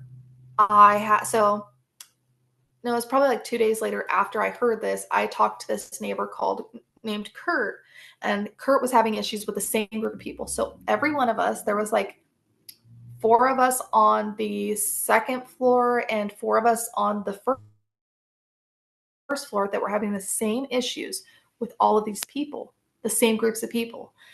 And Kurt said, yeah, they broke into Jeff's room. And he's like, they also threatened me all the time to break in my room and stuff. He's like, I have a camera, because I didn't have Wi-Fi at the time. He gave me a camera that hooked up to so it was in my room on top of my fridge. And it's just a tiny, tiny studio, but it would face the door. So if anything had happened, I would see them coming in, and it would be alerted, and it was like connected to my phone, and Kurt had it connected on his side of his apartment too. And it went to he had a security company that would record on that thing. And he just but we both, I hooked it up to his thing. So we both had the same recordings of my room and recordings of his room going to this thing. Anyways, so I go out and I leave. My neighbor Jeff is like, oh, hey, let's go, because we're going to go to the store, go do something. And I'm seeing these creepy, creepy people. It literally reminds me of the Grinch, how he it's so animated and bizarre, but they were sneaking around me, almost slithering around me, walking past me as I'm walking to go downstairs. All of a sudden, when I'm downstairs, my phone gets an alert, and it says cats meowing. My cats, I mean, they meow, but it never alerted when the cats were meowing before, so I didn't know what was going on. Anyways, before I left, I had a notebook on the bed and I was writing. I like to write out all the things that I like, lists and things I need to do and all this stuff like every day. And so I had that on the bed. Anyways, I got a notice on my phone and I start coming rushing up the stairs. And that guy, Jeff, was kind of like slowing me down. And I'm like, dude, I gotta check, see what's going on, because they already talked about breaking in my room. I go in my room. My drawers are pulled out, my social security card, all my banking information, my birth certificate, all this important information is ripped out of the drawers and just thrown on the floor. And I like go to bed to try to see what they took. And they wrote on the notebook like tweaker gibberish. And I actually have it here. I had to pull it out of the bank. Anyways, yeah, it's like tweaker gibberish talking about that I'm going to be killed, disposed, and all kinds of stuff, thrown in a garbage can, and then like tweaker gibberish rap on there. Like it sounded like it was a song. I don't know. Anyways, but it sounded just like my neighbor Bridget had talked. And like literally it was like she spoke in like tweaker gibberish. So I could tell it was her. Anyways, I start freaking out and I was like, dude, they broke in the room. Let's check the camera footage. The camera footage was hacked. It had showed another device. It was like a Mac laptop. None of us had laptops at the time. Showed a Mac laptop, had connected onto the Wi-Fi, and then connected on and like just deleted the footage that was literally on the website that showed to my room. Yeah. And this is afterwards I like called her. I was like, dude, they broke in my room. I have a note here, all this stuff. I have evidence. So I called the police. My partner was like, Haylee, you were just in the bed with a notepad. Are you sure you didn't write that? And I was like, dude, no, I did not fucking write it. Are you kidding me? He's like, well, like I'm just asking. I was like, dude, look at it. It wasn't even my writing. And I was like, I don't even know what the hell this says. Anyways, we called I was like, kind of being like, I don't know. It's like kind of like, dude, am I crazy? Because keep in mind, I was also on Xanax on this time period. So I was like, did I maybe write that? Well, then how did that thing, I came downstairs and it showed that it was only it wasn't even a full 7 minutes. It was like a short window of me walking downstairs and talking to Jeff, going outside the apartment complex. Then I got the notification, and then I went back upstairs and to go in the room and check. So it was like a short window of when they broke in and did all this. Anyways, there's a camera that's outside in the hallway that sees right into the hallway's doors, so you could see anybody breaking in the rooms. Anyway, so I called the police, told them what had happened, and they're like, okay, we'll talk to management and get the footage. And I told Mia, she was the manager at the time, I was like, somebody broke in my room. I just told you that they were going to do this. I need the footage because I got to give it to the police, because the police somehow couldn't do the investigation unless they got that footage, which is so stupid. Anyways, Mia was like, yeah, I'll do that. 3 days passed by, and I'm like, Mia, where is it? And she's like, actually, the footage was deleted. After 3 days, we have no more access to the footage. Now, keep in mind, there's a security company that they hire that has access to all the footage and everything, and their security guard. They also work with Flock Safety and work with the gang stalking. I didn't know that at the time. Anyways, I like keep calling the police. The police are like, no, we can't do anything unless we get that footage. It's just all hearsay. I end up going to the police station. I'm like, okay, well, here's the note. You can test it for fingerprints and all this stuff. This isn't my writing. This cop. So here's the weird thing too. I go down to Vancouver Police Department and I have a note in my hand and I'm like, I need to see an officer. Anyways, I'm standing. Before I went up front to like talk to the people at the front desk, I hear them pick up the phone. They're like, the crazy lady with the notes here and start like laughing. Yes, this is that Vancouver Police Department, and there was 3 operators that were laughing and giggling, saying that I looked crazy and I had a note. And so I was being gaslit by them too. Anyways, I was like, do I look crazy? Like, what's going on? That was the main thing that they were trying to make me think, that I was so crazy. And then not only that, but because I lived in transitional housing, because it's meant for people that are in recovery, disabled, have mental health, I got in for the PTSD, and because I was in recovery and going to that treatment center, and so horrible. The police officer basically gaslit me, and I was like, he shows up and he's like, well, how can I help you? 3 hours later, after waiting. And I was like, yeah, well, my room was broken into. It was May 4th, or no, it was May 2nd at like 11 something a.m. And I was like, here's the time. I need you to request the footage. This was left in my room. I need you to test it for prints or something. He picks it up, looks at it, and he's like, sounds like gibberish to me. Here, hands it back to me. I'm like, this was left in my room. He's like, no, if we need it, we'll get it back from you. I was like, what the fuck? And then as soon as I left, I see literally a group of people, because I keep seeing people in cars following me around, and they look crazy. They have like creepy big smiles. They look like the Grinch. They are like just so creepy. Um, yeah, and so anyways, it was so horrible. It was so horrible. Um, yeah, basically, the management would be like, "Oh, it's we can't do anything. The police have to do something to get the security footage from the security company. Management couldn't get the footage, so it's like a process. Like the police would blame management, management would blame security, security would blame police. It was like a constant thing like that. So I kept trying to go back and forth between all of them, trying to figure this out. In the meantime, I started getting followed and stalked. As soon as I opened my door,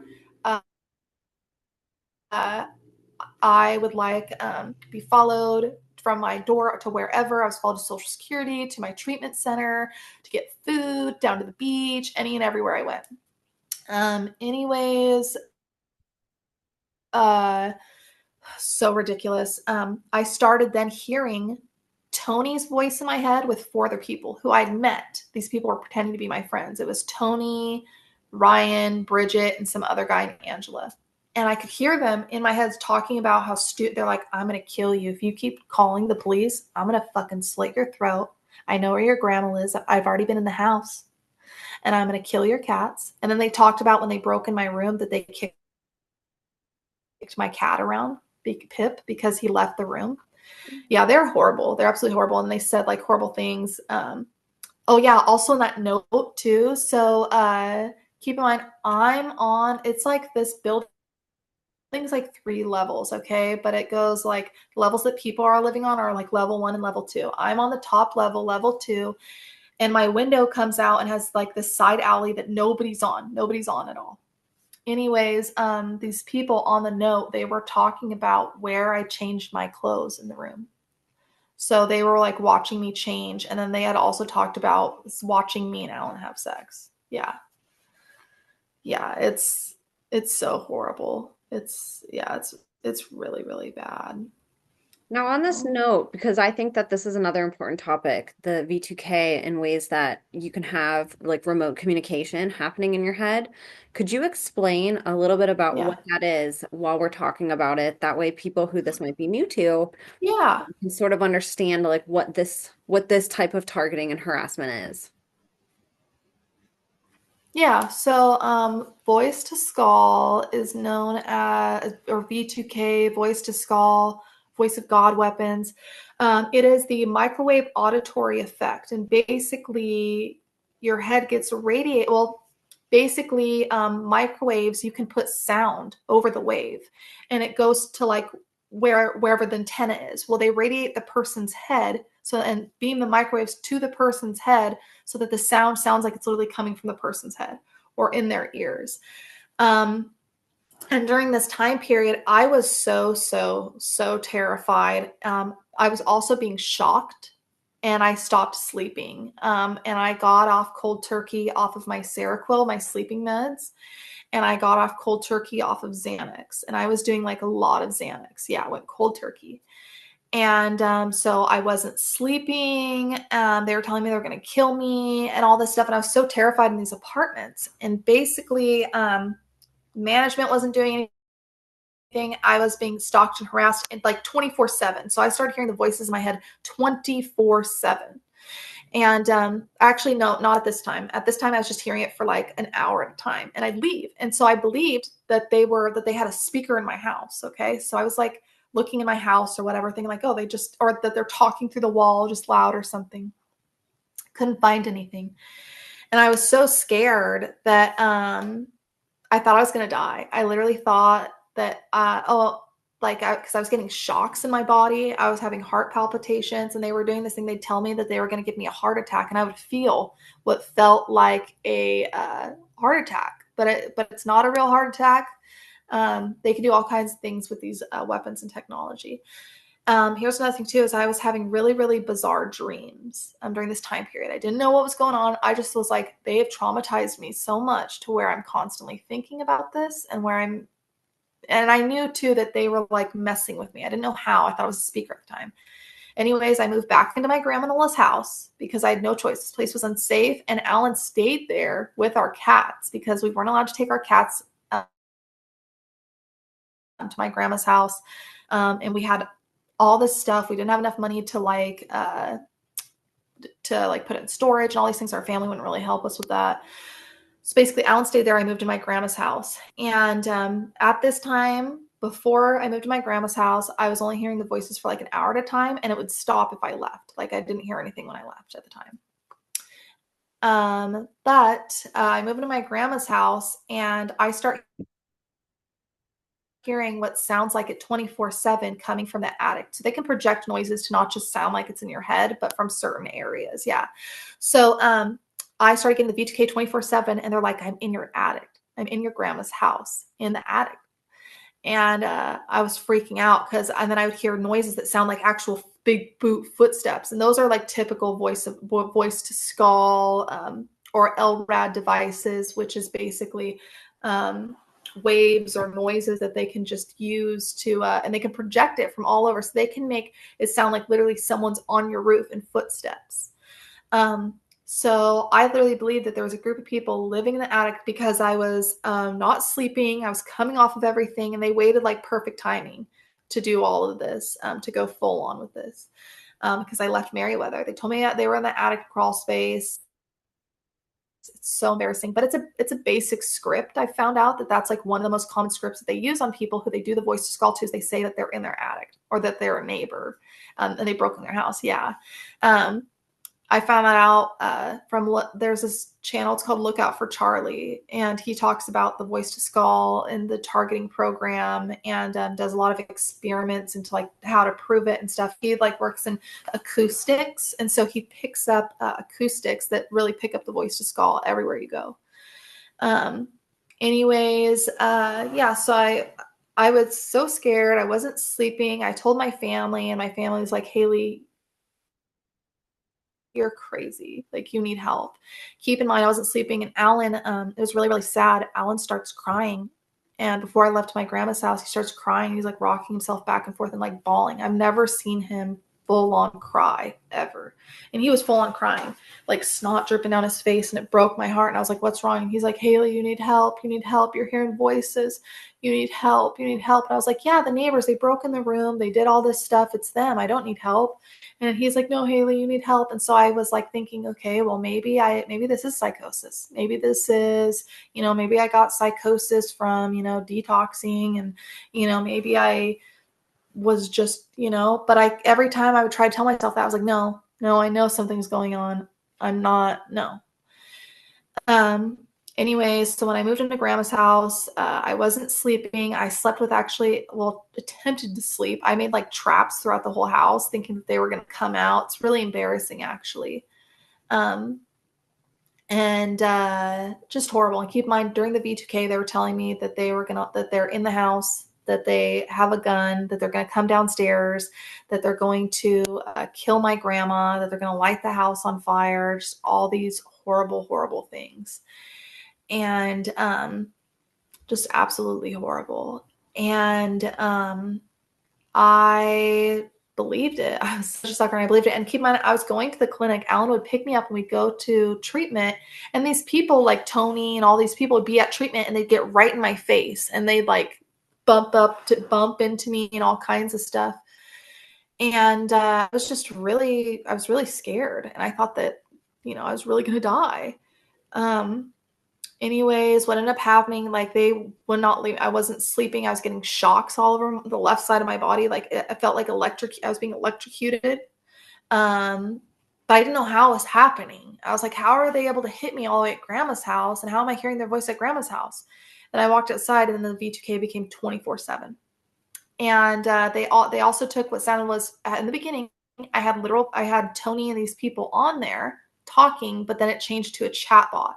What they were doing is seeing what trigger words, which person I respond most to. And it was Tony, because I went to jail with her before, and I had her as a cellmate when I was 18. And I thought that she was like, I mean, jail, you don't find the best people, but I didn't think that she would do that, because this is horrible. These are crimes against humanity. Um, Anyways, so they had then taken her voice, and it was like a weird, you could tell it was a chat bot. And it wasn't quite her voice. It sounded robotic, but like her, but like a robot. And it was 24/7, and it was just repeating messages over and over again, telling me Jesus isn't real. I'm going to kill you. I'm killing your family. I'm going to put child porn on your phone. Yeah, they threatened me. They were going to put child porn on my phone, my grandma's phone, my dad's phone, my partner's phone, Cody and Jesse's phone. And then what they were going to do is make all of us go to jail. And once we're in jail, they're just going to kill us. They're going to pay other people who are in jail just to kill us off. And they were saying this constantly, and I really believed it.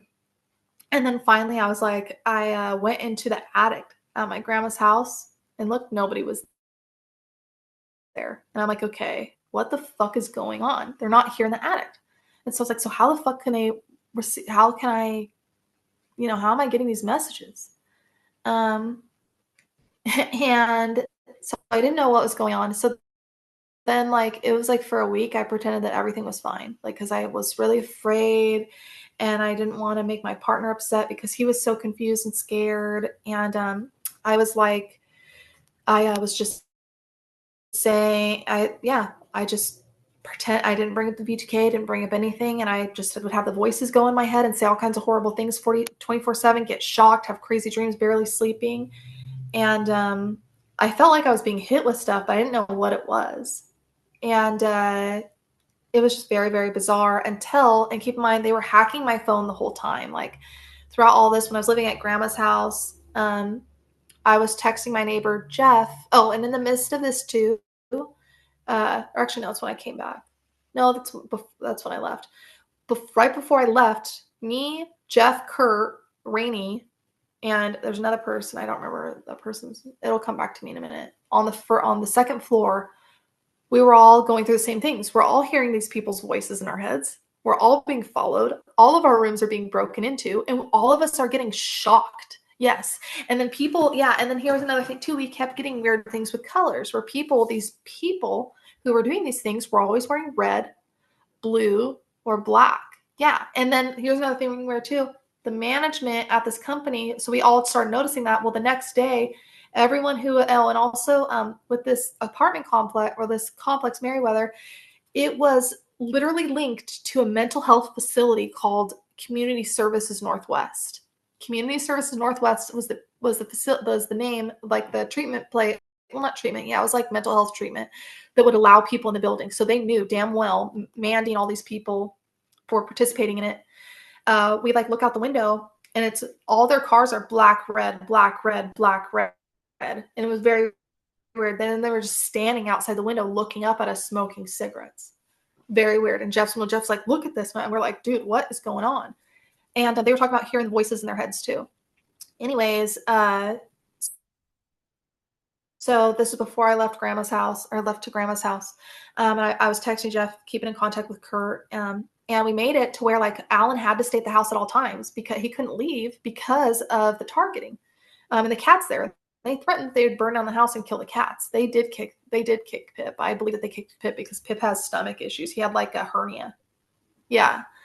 Disgusting. It pisses me off so much. Well, like, I just gotta let it go. It makes me angry, but I know that if it pisses me off, then I get hurt more, and he'll get hurt more. It's very horrible. So basically, any trigger, any response that you have, it's noted and it's collected by AI, and you get stuck in basically an algorithm where AI does a lot of the torture paired with the operators and people. But basically, I ended up going back to my grandma's house, or back from, oh, no, my bad. I was at my grandma's house. Jeff was texting me, and I was trying to ignore the V2K, and I'm like tapping my foot on the ground, and I'm listening to this like commercial, and it's like 1, 2, 3 and something. And I'm like repeating the commercial in my head. It was so horrible. I was trying to do everything I can to ignore the V2K. So I've tried like repeating everything that I hear, like video. It's just horrible, just so horrible. Anyways, and so I was like listening to this thing, repeating it, trying to ignore the V2K. I get a question mark text message from Jeff, and I was like, what? And he's like, why'd you send me 1, 2, 3? And these colors were clothes that I was wearing. And I stopped and I was like, they are literally, even though they're not in the attic, they are watching what I'm wearing and what I'm doing and what I'm hearing and seeing somehow, because that was responding to what I had, what I was thinking in my head and watching on TV. And I thought it was Ryan. I was like, Ryan, I know this is you. You're going to get caught for this. Fuck you. And whatever. And he's like, I got a lot more to do with you. And then it stopped. But basically, I have proof. I like printed off those text messages. Anyways, I was being harassed for a while. And I went back to my apartment because I was like, fuck this. They're not going to punk me out of my house. No. And also, I needed to go be there with the other people that were going through this. There was a group of us. And I was like, if all of us get together, this is going to be a problem for them. Anyways, management knew what was going on and would like just ignore us. And here's another thing too: the security guard that was working there, she was going into the gang stalkers' rooms, and you're not allowed to do that. She'd go in the gang stalkers' rooms and then come back with like giant pupils. She was smoking meth. We found out, we got a picture of the security guard smoking meth outside of the apartment complex with Tony, Brian, and Bridget while she was 3 hours after work. Anyways, the security guard has a skeleton key to all the rooms, and that's how they were breaking into all the rooms. That's how they were breaking into Kurt's room, Jeff's room, my room, Rainy's room, and then the people on the second floor's room or first floor's room. Horrible. Anyways, I went to management and I told her, I was like, oh, and before all this too, I was calling that lady Mandy. And I was like, Mandy, I'm being harassed. But I never mentioned hearing voices because I knew that I would be disregarded as soon as I said that. I was like, I'm being harassed, I'm being stalked. There's camera footage. My room was broken into. There, you can get the footage from it. I need your help. She's like, there's nothing we can do unless there's no contact order. I was like, how is there nothing you can do? You can get the footage. And anyways, so I filed no contact order against Tony. And Tony, I take her to court because I have all the evidence. She was also constantly telling me to touch myself. She stole my underwear. She's like a lesbian. Anyway, just disgusting. I took her to court, but she wasn't there in person. And I see her on like a camera thing. She didn't make it to court. Well, Mandy's face shows up on there, and I was like, oh, they're like, oh, are you representing Haylee? And I was like, oh, you're representing me? And she's like, no, she represents Tony. The house manager came there, and that girl Mandy, yeah, was representing for Tony and saying that Tony never does anything wrong. You can look at her, dude. She's a crackhead. She literally has the craziest fucking eyes, dressed like Malibu's Most Wanted, with huge pupils, sitting there shaking like this, itching herself, like with scabs and all this stuff, dude. And anyways, Mandy and her boss had said it was impossible to break in the house or break into the apartment because there's locks. And I was like, well, then check the footage. The judge turns and looks. Oh yeah, and then Tony said that she talked to my partner, and my partner said I was schizophrenic, which was a lie. But she said that in court. Yeah, the judge turns, looks at me, and he's like, I know what's going on. And I was like looking at him, and he's like, I know you didn't write that note. I know you didn't do that. And I was like, yes, he's going to get the no contact order because I was granted the 2-week no contact order from her. But he said, he's like, you have to get every single person involved in the gang stalking for me to charge Tony with a no contact order. So I didn't get the no contact order. I was like, what the fuck? But he said he knew what was going on, and I didn't know what was going on. So it was really weird. Anyways, after that, the harassment got way worse. I ended up getting assaulted with a baseball bat. They told me that they were going to hit me out of the baseball bat, and just, it was pretty horrible. It was pretty bad. Um, Okay. but one thing that I wanted to ask Sounds you good. is, so this is obviously something that I'm sure made you feel like totally insane. And I'm sure you hadn't heard Yeah. the terms like V2K, voice to skull, targeted individuals. Yeah. How did you validate that for yourself? Like, how did you end up coming across those terms and like being able to step into your power and realize that you're being victimized instead of feeling like you're crazy? So it's actually really, really funny. So they were hacking my phone nonstop. Okay. They called me pretending to be the bank. I gave them my social security number like an idiot. Gave them, so it was just horrible. And they already had it anyways because they broke in my room. And so there's all kinds of weird things going on. Also, my grandma's computer was being hacked and all kinds of stuff. Like they were stealing information off my grandma's computer, like about her properties and all. Yeah, yeah. And they said they took an insurance policy out on her and us, and that they're going to make the whole family fall apart if they kill her because she like supports my brothers, my dad, supports my dad, and my brothers live with her. So, anyways, yeah, it was horrible. But so they hacked everything, and I was quiet for like a week after like I came back from grandma's house and I was scared and um I was like wasn't saying anything down because he wanted me to go to the hospital. This is a whole other part too. He wanted me to go to the hospital. I ended up calling the ambulance, being like, okay, I'm hearing voices, please come help me. And I knew that it was something else, but I just was like, maybe I could just go to the hospital, get it tested out. Well, it turns out the fire department or the ambulance knew everything about this. I go outside and I wait for them. My gang stalkers start laughing hysterically. And then one girl's like, I knew I shouldn't have done this. I knew I shouldn't have done this. Fuck, fuck, fuck. Anyways, the paramedic comes and I get in the car. I was like, yeah, I'm hearing voices. They wouldn't let my partner go in there. I was like, yeah, I'm hearing voices and I'm really scared. And they're like, then it's so weird. There was two paramedics. One of them was like, we're so proud of you. And the other guy's like, yeah, my best friend's wife, I hate her guts. She was hearing voices and then thought people were after her like me. And took her kids 3 states away, but we got her locked up in a psych unit. The kids are back. Yeah. And I was like, what the fuck?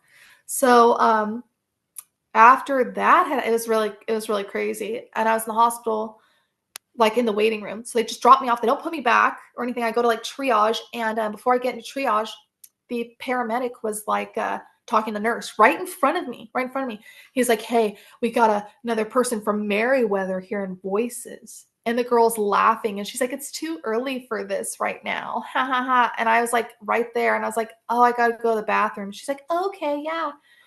And go to the bathroom, come back. And I was like, I need to get out of here because I think that I could end up being locked up for like mental health stuff, like, them labeling me schizophrenic or something, getting locked up.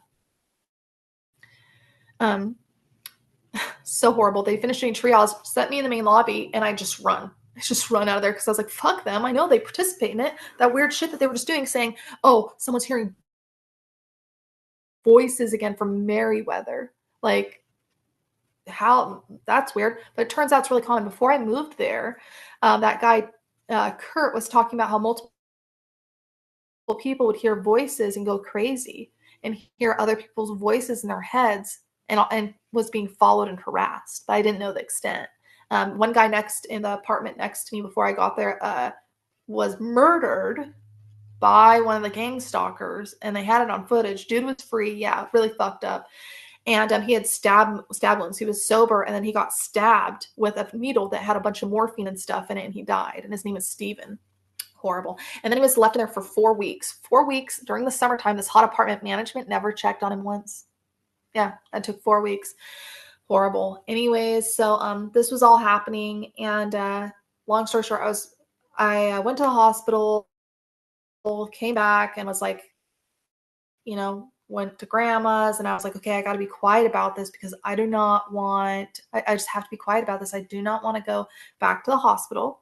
I don't want to have any more weird incidences like that. Like I need to be methodical about what I do.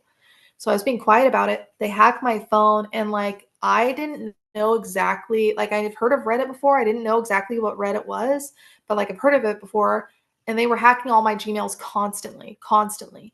Um, Anyways, they made me a Reddit account on Gmail, and what's crazy is like I wasn't on the phone. I was like I don't remember where I was, but I wasn't on the phone. And then I checked it, like had a notification, and it was like you're added to a group called V2K gang stalking. Yeah, and I was like, what the fuck is this? And I click on it. I didn't know exactly how to do I didn't know exactly how to do Reddit over the phone or anything because I've heard about it, but I never. Um, Anyways, the first thing that pops up is, this is what my V2K sounds like. And it's like a chatbot, weird voices. And I was like, that's what this is. I remember hearing him talking about V2K. Then there were times too, after all this happened, that like I was going in my treatment center, they would hack my phone all the time and do spoofing. Like it's seen, and they do it to my grandma too. They do it to Cody and just my family. And it's pretty common for targets. But yeah, they had hacked my phone, and it's said that. And I was like, what the heck? And I show Alan, I was like, calm. And I'm like, Alan, I need you to believe me. Look at my phone. I don't have a Reddit. I don't know even how to use it. Look at what they added me to. And Alan looks at it and he's like, I believe you 100%. I believe you 100%. Yeah. Yeah. And so, and at this time period, keep in mind, like they were doing all kinds of weird like subliminals and hypnosis to me in this building. Like they were making me think that like my whole childhood, that like it was all my fault, that my dad did nothing. My dad, nobody did it. My grandma, no, my mom, nobody did anything wrong, that it was just me, that I was a horrible person, and that I need to go back to them and connect with them, which was really, really weird. But I did. It was really weird. I went through it was the most bizarre time in my life. And I was like, okay, I want a relationship with my sisters. I need to see them. And this is really, really weird too. So back in 2008, my grandma, she had took us once. So we're taken away in 2006. It was 2008. So it was like my 7th grade year. And grandma had took us to my dad's house to drop off something. She'd like drop off food and stuff. And I'd have to go in with, if I was, going to get food or, do what, not get in trouble, have to go inside my dad's house too. And my dad had on the TV, it's called DARPA's Secret Mind Control Program. And it was talking about voice to skull back in 2008 that I saw in there. And I was like, I like flashed on that memory, and I was like, oh my goodness, that's what's going on.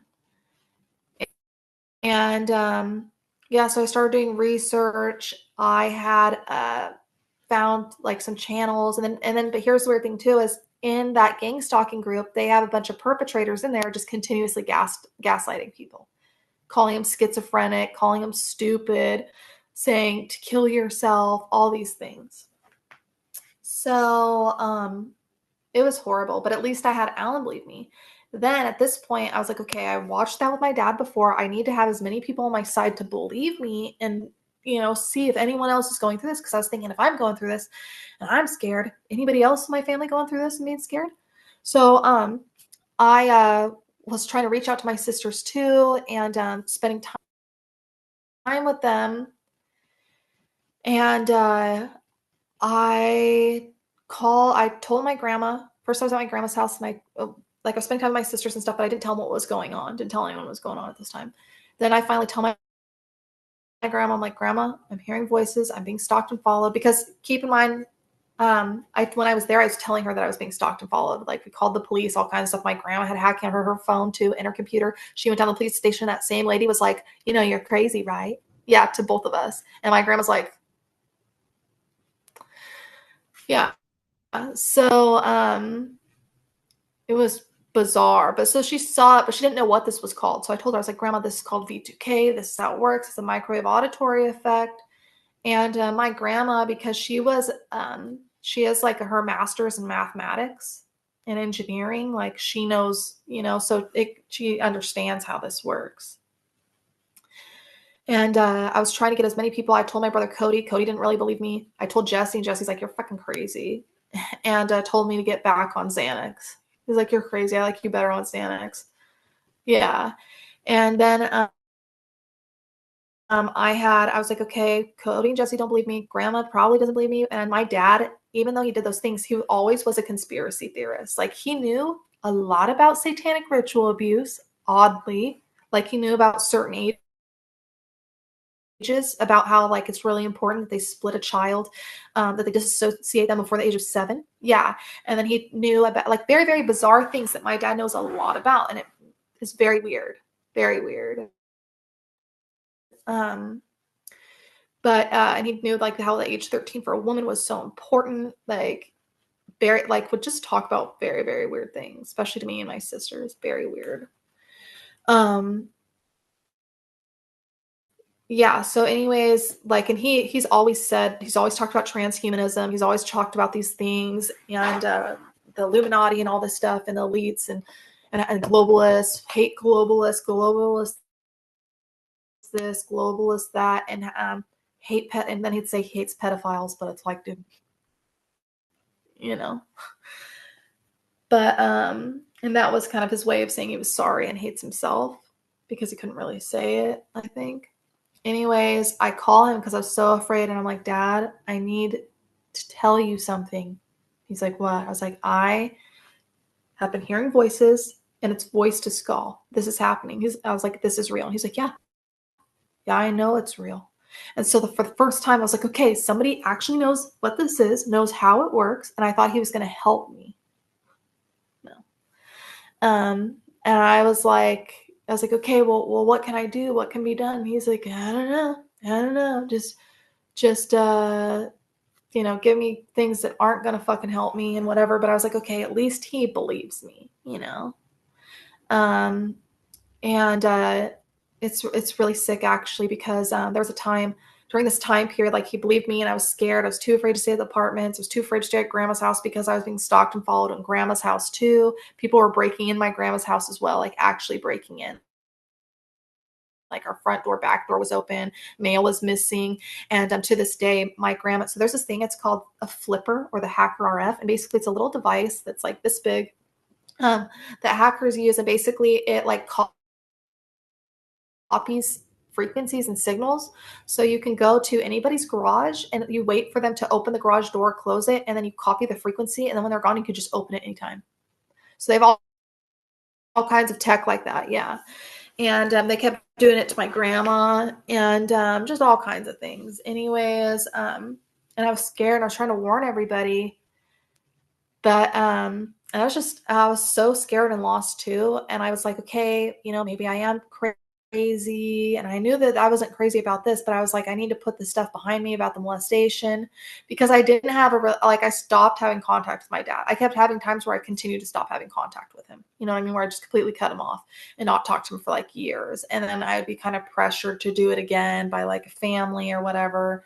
So once the targeting started, I was like afraid for my sisters and I was afraid for my whole family. And I felt like if anybody was going to be able to explain this to the family, my dad, they would listen to my dad because my dad's kind of in control of everything behind the scenes.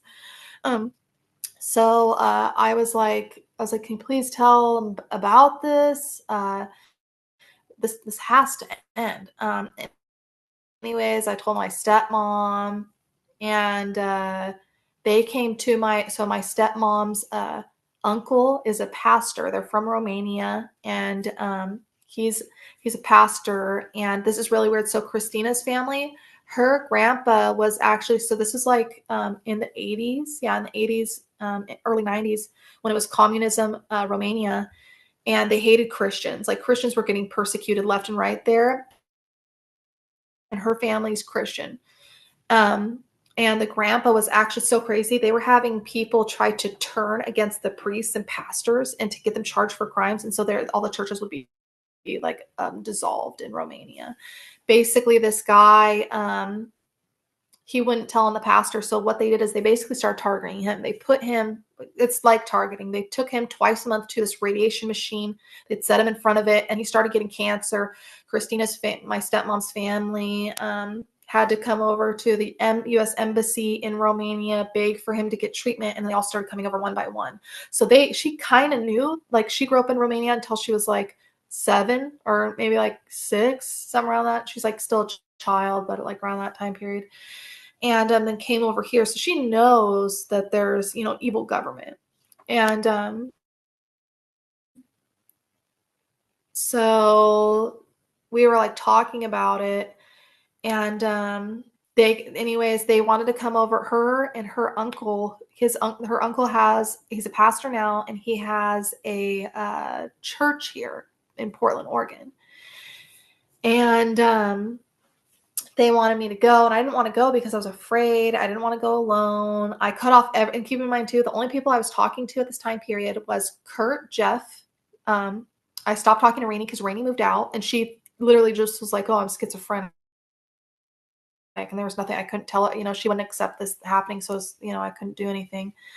And then my grandma, Alan, Cody, and Jesse, and then Christina, my sisters, and talking on and off to my dad. So these are the only people that I'm talking to. And I was having dreams of Satan raped me. So during this time period in the apartment, and I had very, very bizarre dreams too. Like that's very, very bizarre. Before all this happened, before the apartment, before I moved even to Merriweather, I had it wasn't just a dream, it was almost real. It was so weird. So bizarre. I was in my grandma's house and I could feel somebody watching me in the house. Like I could feel somebody watching me in the house and I could tell the direction that they were watching me from, but I couldn't see anybody or anything. And we were having weird things where I was seeing orbs. So at the time when I was living at my grandma's house, I broke up with Alan for a few days, 3 or 4 days, because I thought he was cheating or whatever because of stupid crap, the stupid, chaos, lies. And in my room, I'm in my room. We live in a cul-de-sac, and mine's the top room that would so that when cars pass by in the cul-de-sac, lights could come in. Well, that's what I thought this was. I turn and I look, and there's this giant blue orb that was white, but with blue and electricity in the middle of it. But it looked like mist too. And it was the weirdest thing in the world. It was just a ball of energy, but it was so white. It looked like an LED light and so blue. It was blue in the middle and white on the outside. It was very weird. And I was like, what the heck? And, but I could feel that something was watching me while this was happening. And I was like, what the hell is going on? And then it disappeared. Before it disappeared, I looked out the window because it was oh, that's got to be a car with its LED lights flashing in the window. No car and no nothing. It was just there. And then I was having things. It was really weird. It was like mist. It reminded me kind of in the haunted house or the psyop house. It was like a weird mist. It really looked like a person, or not a person. It looked like an orb, but of smoke dancing. It was dancing, like it was alive. But it was an orb. But it'd be right in front of my face, and I could feel something watching me. I could feel something there watching me. I was like, what the hell? And I look around, nothing's in the room.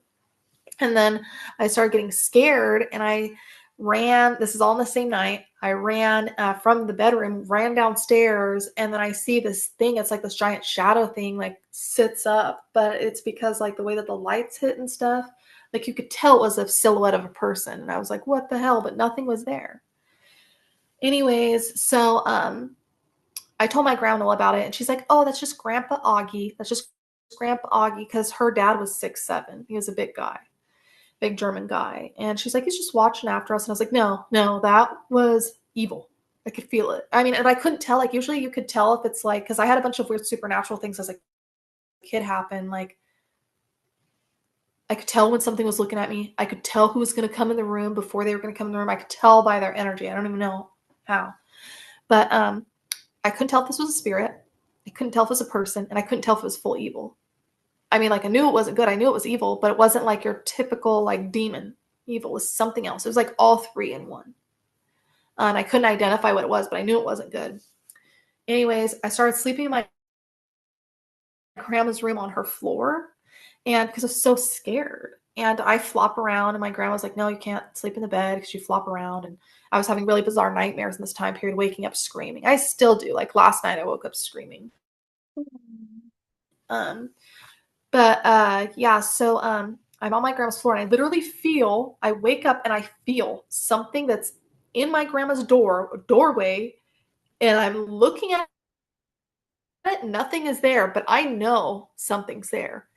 And it was so weird. I could see nothing, but I could feel in my mind, I know something was there, and it came and walked in front of me. I put the sheets over my face like a little kid, and I was like, yeah. And this was 4 or 5 years ago. And I hid, and my heart's beating so fast because I felt something there. It was so weird, but something was in the house. I ended up falling to sleep really, really late, and I had a dream. It was so weird. It was so real.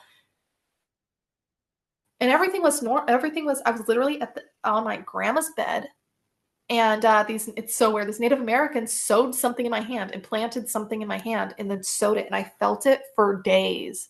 I felt this weird thing in my hand for days. Well, targets do get implanted. There are ways that they do it without implants. You know, not everything's an implant. They have such advanced technology where it doesn't have to be an implant anymore. But yeah, things is really crazy, really bizarre. But I know something was there. I just didn't see it. I don't know what it was, but something was there, and it wasn't just the AI because I could feel the weapons. I could feel the artificial intelligence. This was something else. This was like a person that was like, I don't know, it was very weird. But nobody's there. I couldn't see anybody. So it was very, very weird. Oh my gosh, But that's yeah, that's how, sorry about going all over the place. That's how I basically found out once they hacked my phone that this is what V2K is. And I was like, from there was no going back. wow. And I found out it's the government and military and agencies that hire security um, companies to do this, but that it's heavily involved with satanic ritual abuse and mind control. And then all these other memories started flooding in from Gate. This is so funny.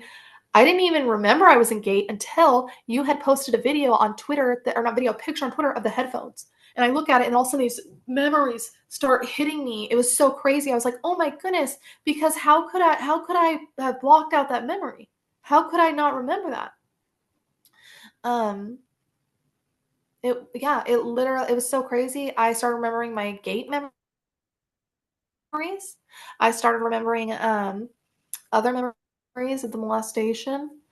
And it's kind of like the programming that they had was like breaking down, is what it felt like.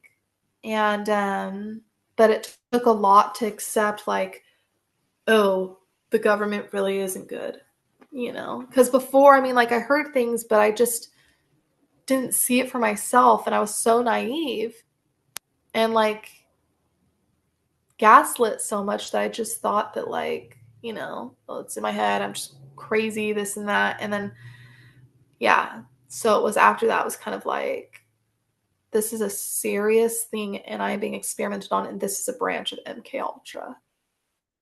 And I'm so happy that like It was that instance happened to huge. you where like you were given that information because had you have gone to say like, a psychiatrist or somebody, you probably would have been diagnosed with like schizophrenia and like Oh, without a doubt. and might have believed it, because they're the experts, Yeah. and because they don't know about this stuff. And if they Yeah. do, a lot of them aren't they're not in a position to talk about. They're too scared because they're afraid of getting their license taken away. Like we know how corrupted Yep. the, just whole Western medicine system is in general, including therapy, and how few Oh therapists yeah. know about this stuff or are able to treat it properly and diagnose it properly, but it's really amazing that you were able to come across that information or the fact that they had sent it to you, and shared that with you because it could have been like a really bad fate for you had you have not had that empowerment and went and tried to get that validation from somebody else, who's an expert.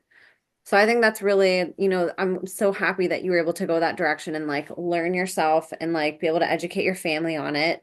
And it shows like how this abuse too is passed down generationally. Even people that still, remain in these systems, like your grandmother and other people, your Yeah. siblings and stuff. It's like they're always trying to monitor you somehow and Oh yeah. tabs on Without a you. doubt. Yeah. It's it's so scary too because yeah, so many people are afraid to speak out against this. Sorry, it's pretty dark in here. Yeah, so many people are afraid to speak out against this stuff. And it's so horrible.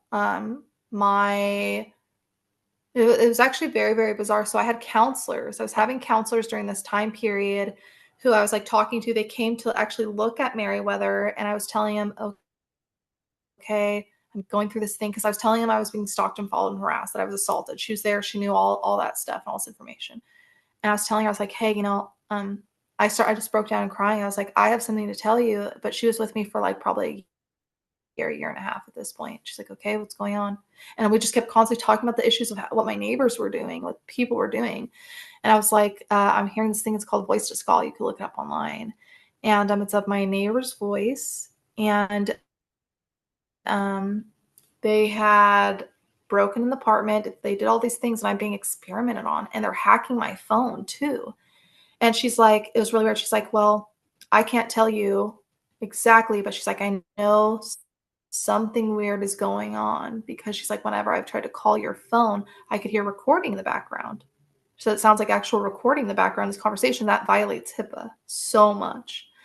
Not only that, but she said that there was times that she'd call my phone too, and it would get transferred, spoofed or phished, to some like fake voicemail thing that was like, oh, you won $1,000 prize and a phone.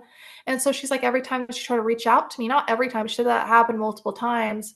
And I told her about this. And then she was also involved in family court too. So she was like a caseworker that took on therapy. Yeah, was involved in family court. Right after I told her this stuff, she's like, Haylee, I have something to tell you. I was like, yeah, what is it? And this is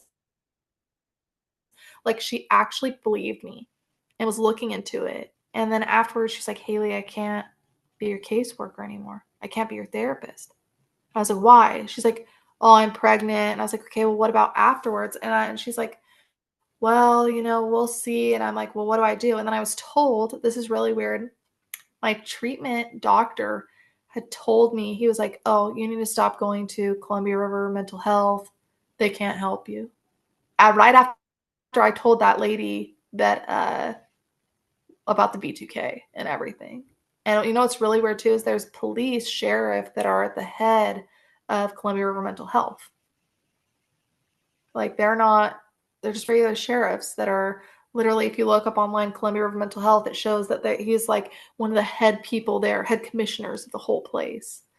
And it's like, how do you have time doing that if you're a sheriff? Well, because a lot of people get victimized and are targeted in these vulnerable, communities that trying to get help for it, and it gets covered up.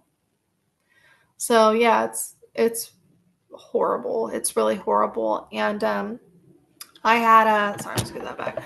I had so far my little sister, one of my little sisters, the oldest one, has heard the V2K quite a few times. It's horrible. She had said, I went over to her house. I went over to my dad's house one day and I wanted to see my sisters, and we were all talking, and she was telling me she had this little journal of like people that she had crushes on, whatever, at school, and like drawings. And on one side it said strange things in house. And I look at it, I was like, what's that? She's like, oh, yeah. She's like, it sounds like a radio in my head, a radio station, and a man talks to me. And I was like, no.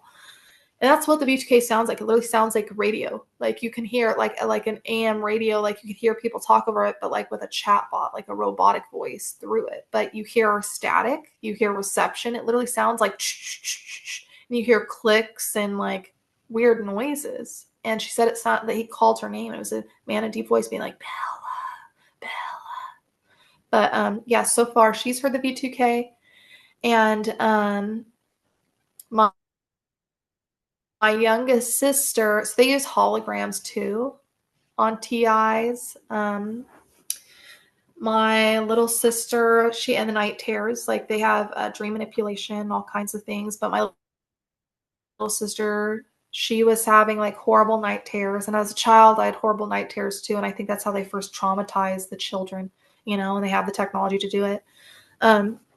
So then she's seeing what was like a wolf man in the house, like a weird demon thing in the house. And now, so two of them had experienced that.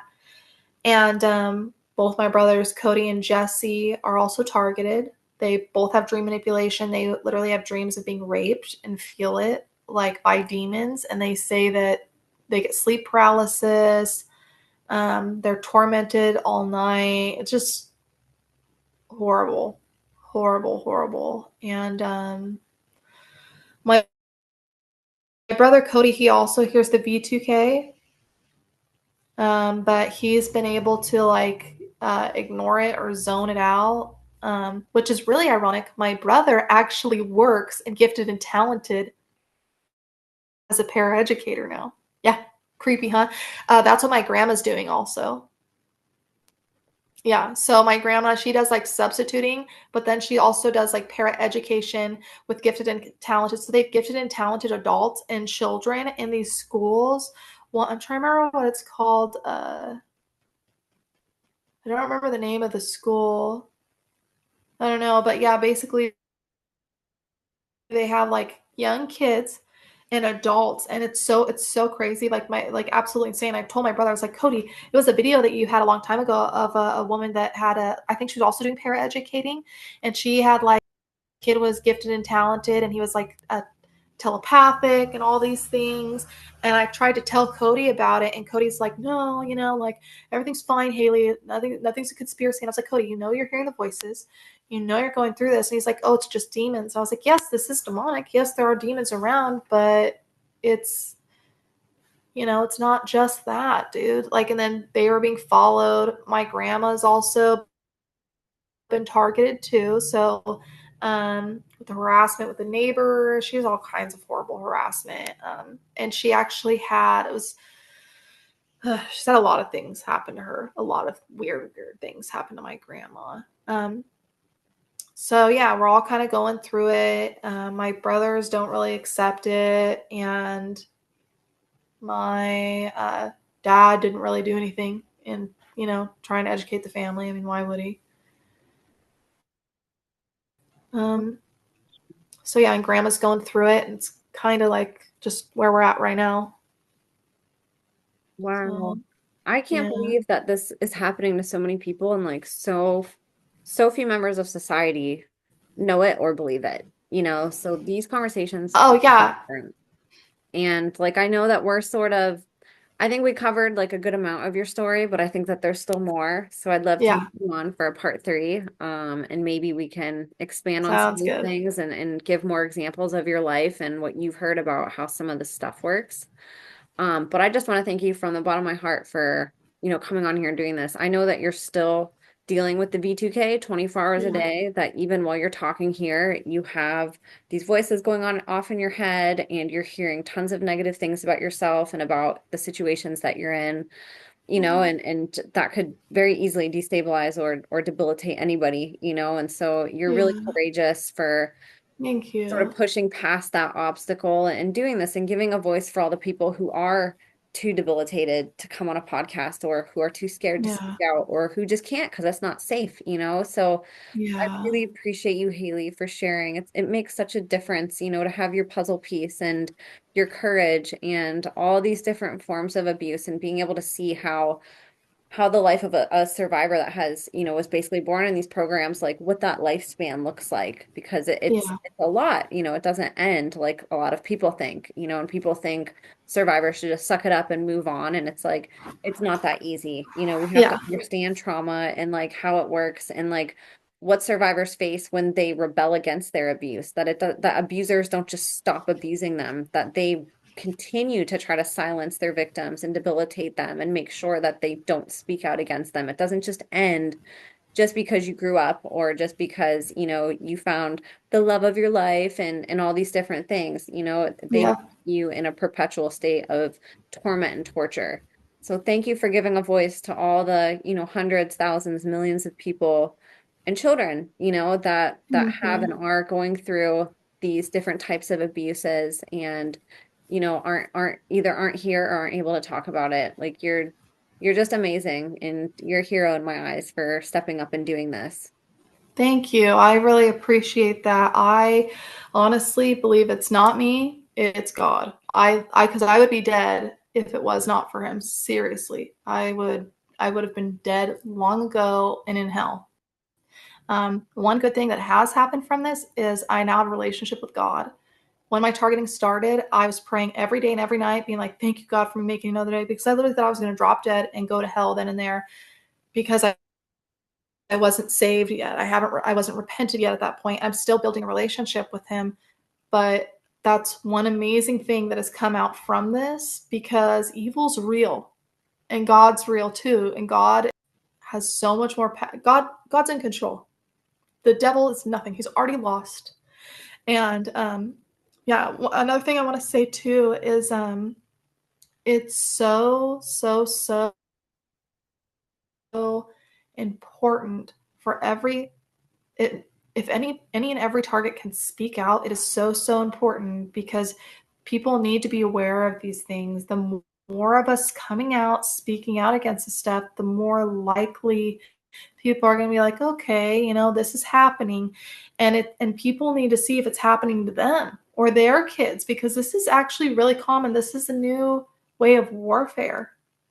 And the way that I look at it is, and I do definitely know that there are people that are not in safe enough places to even talk about this stuff. I do know that, and I understand that.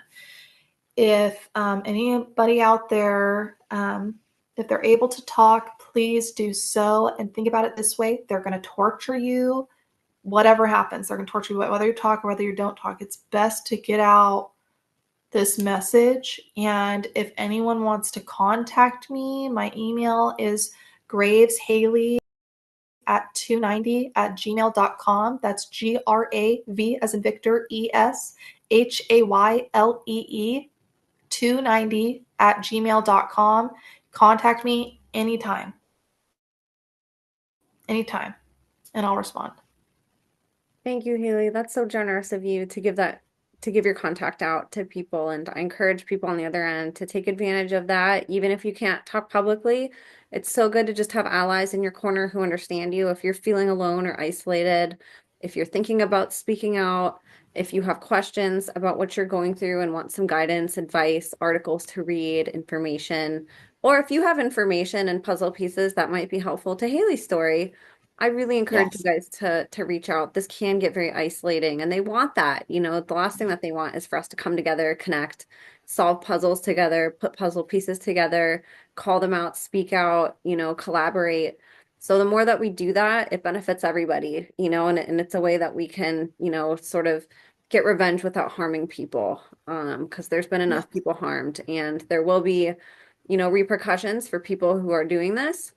But they don't want the peace and love. They want us to continue the generational cycle. So the more that we can kind of step outside of that and, connect, that's probably like their absolute worst fear, and when we do Yeah. that, everything else is gonna the darkness can't hide anymore whenever our lights come together. It's too bright, and the darkness just gets exposed.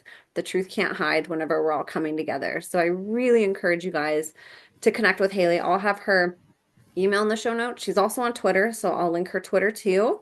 Another way you guys can connect with her and, share information and articles and share each other's content. Another free way that you guys can support survivors. That's a really great thing that you guys can do. A lot of you ask, what can you do? Just go follow them on social media and reach out, support. That's something super easy. It doesn't take hardly any time to do, but it can be really beneficial for them and for you. Haley, was there anything that we didn't cover today or anything else that you wanted to say before we close up? No, just thank you so much, and God bless everybody. Thank you, Haley. Like I said, you're so brave, and it's an honor to get to share your testimony. We'll be looking forward to a part three, and maybe we can talk a little bit more about your healing journey and your walk with God too on that one, because I think that's a really beautiful part of your journey. And Yes. Yes. there's lots of beautiful things in your life that we haven't really got to dive deep into yet. So we'll be looking forward to a part three. If you Yes. have any questions, leave them in the show notes, or like I said, reach out to Haley and we can talk about it, on the next episode. So you guys, thank you so much for listening.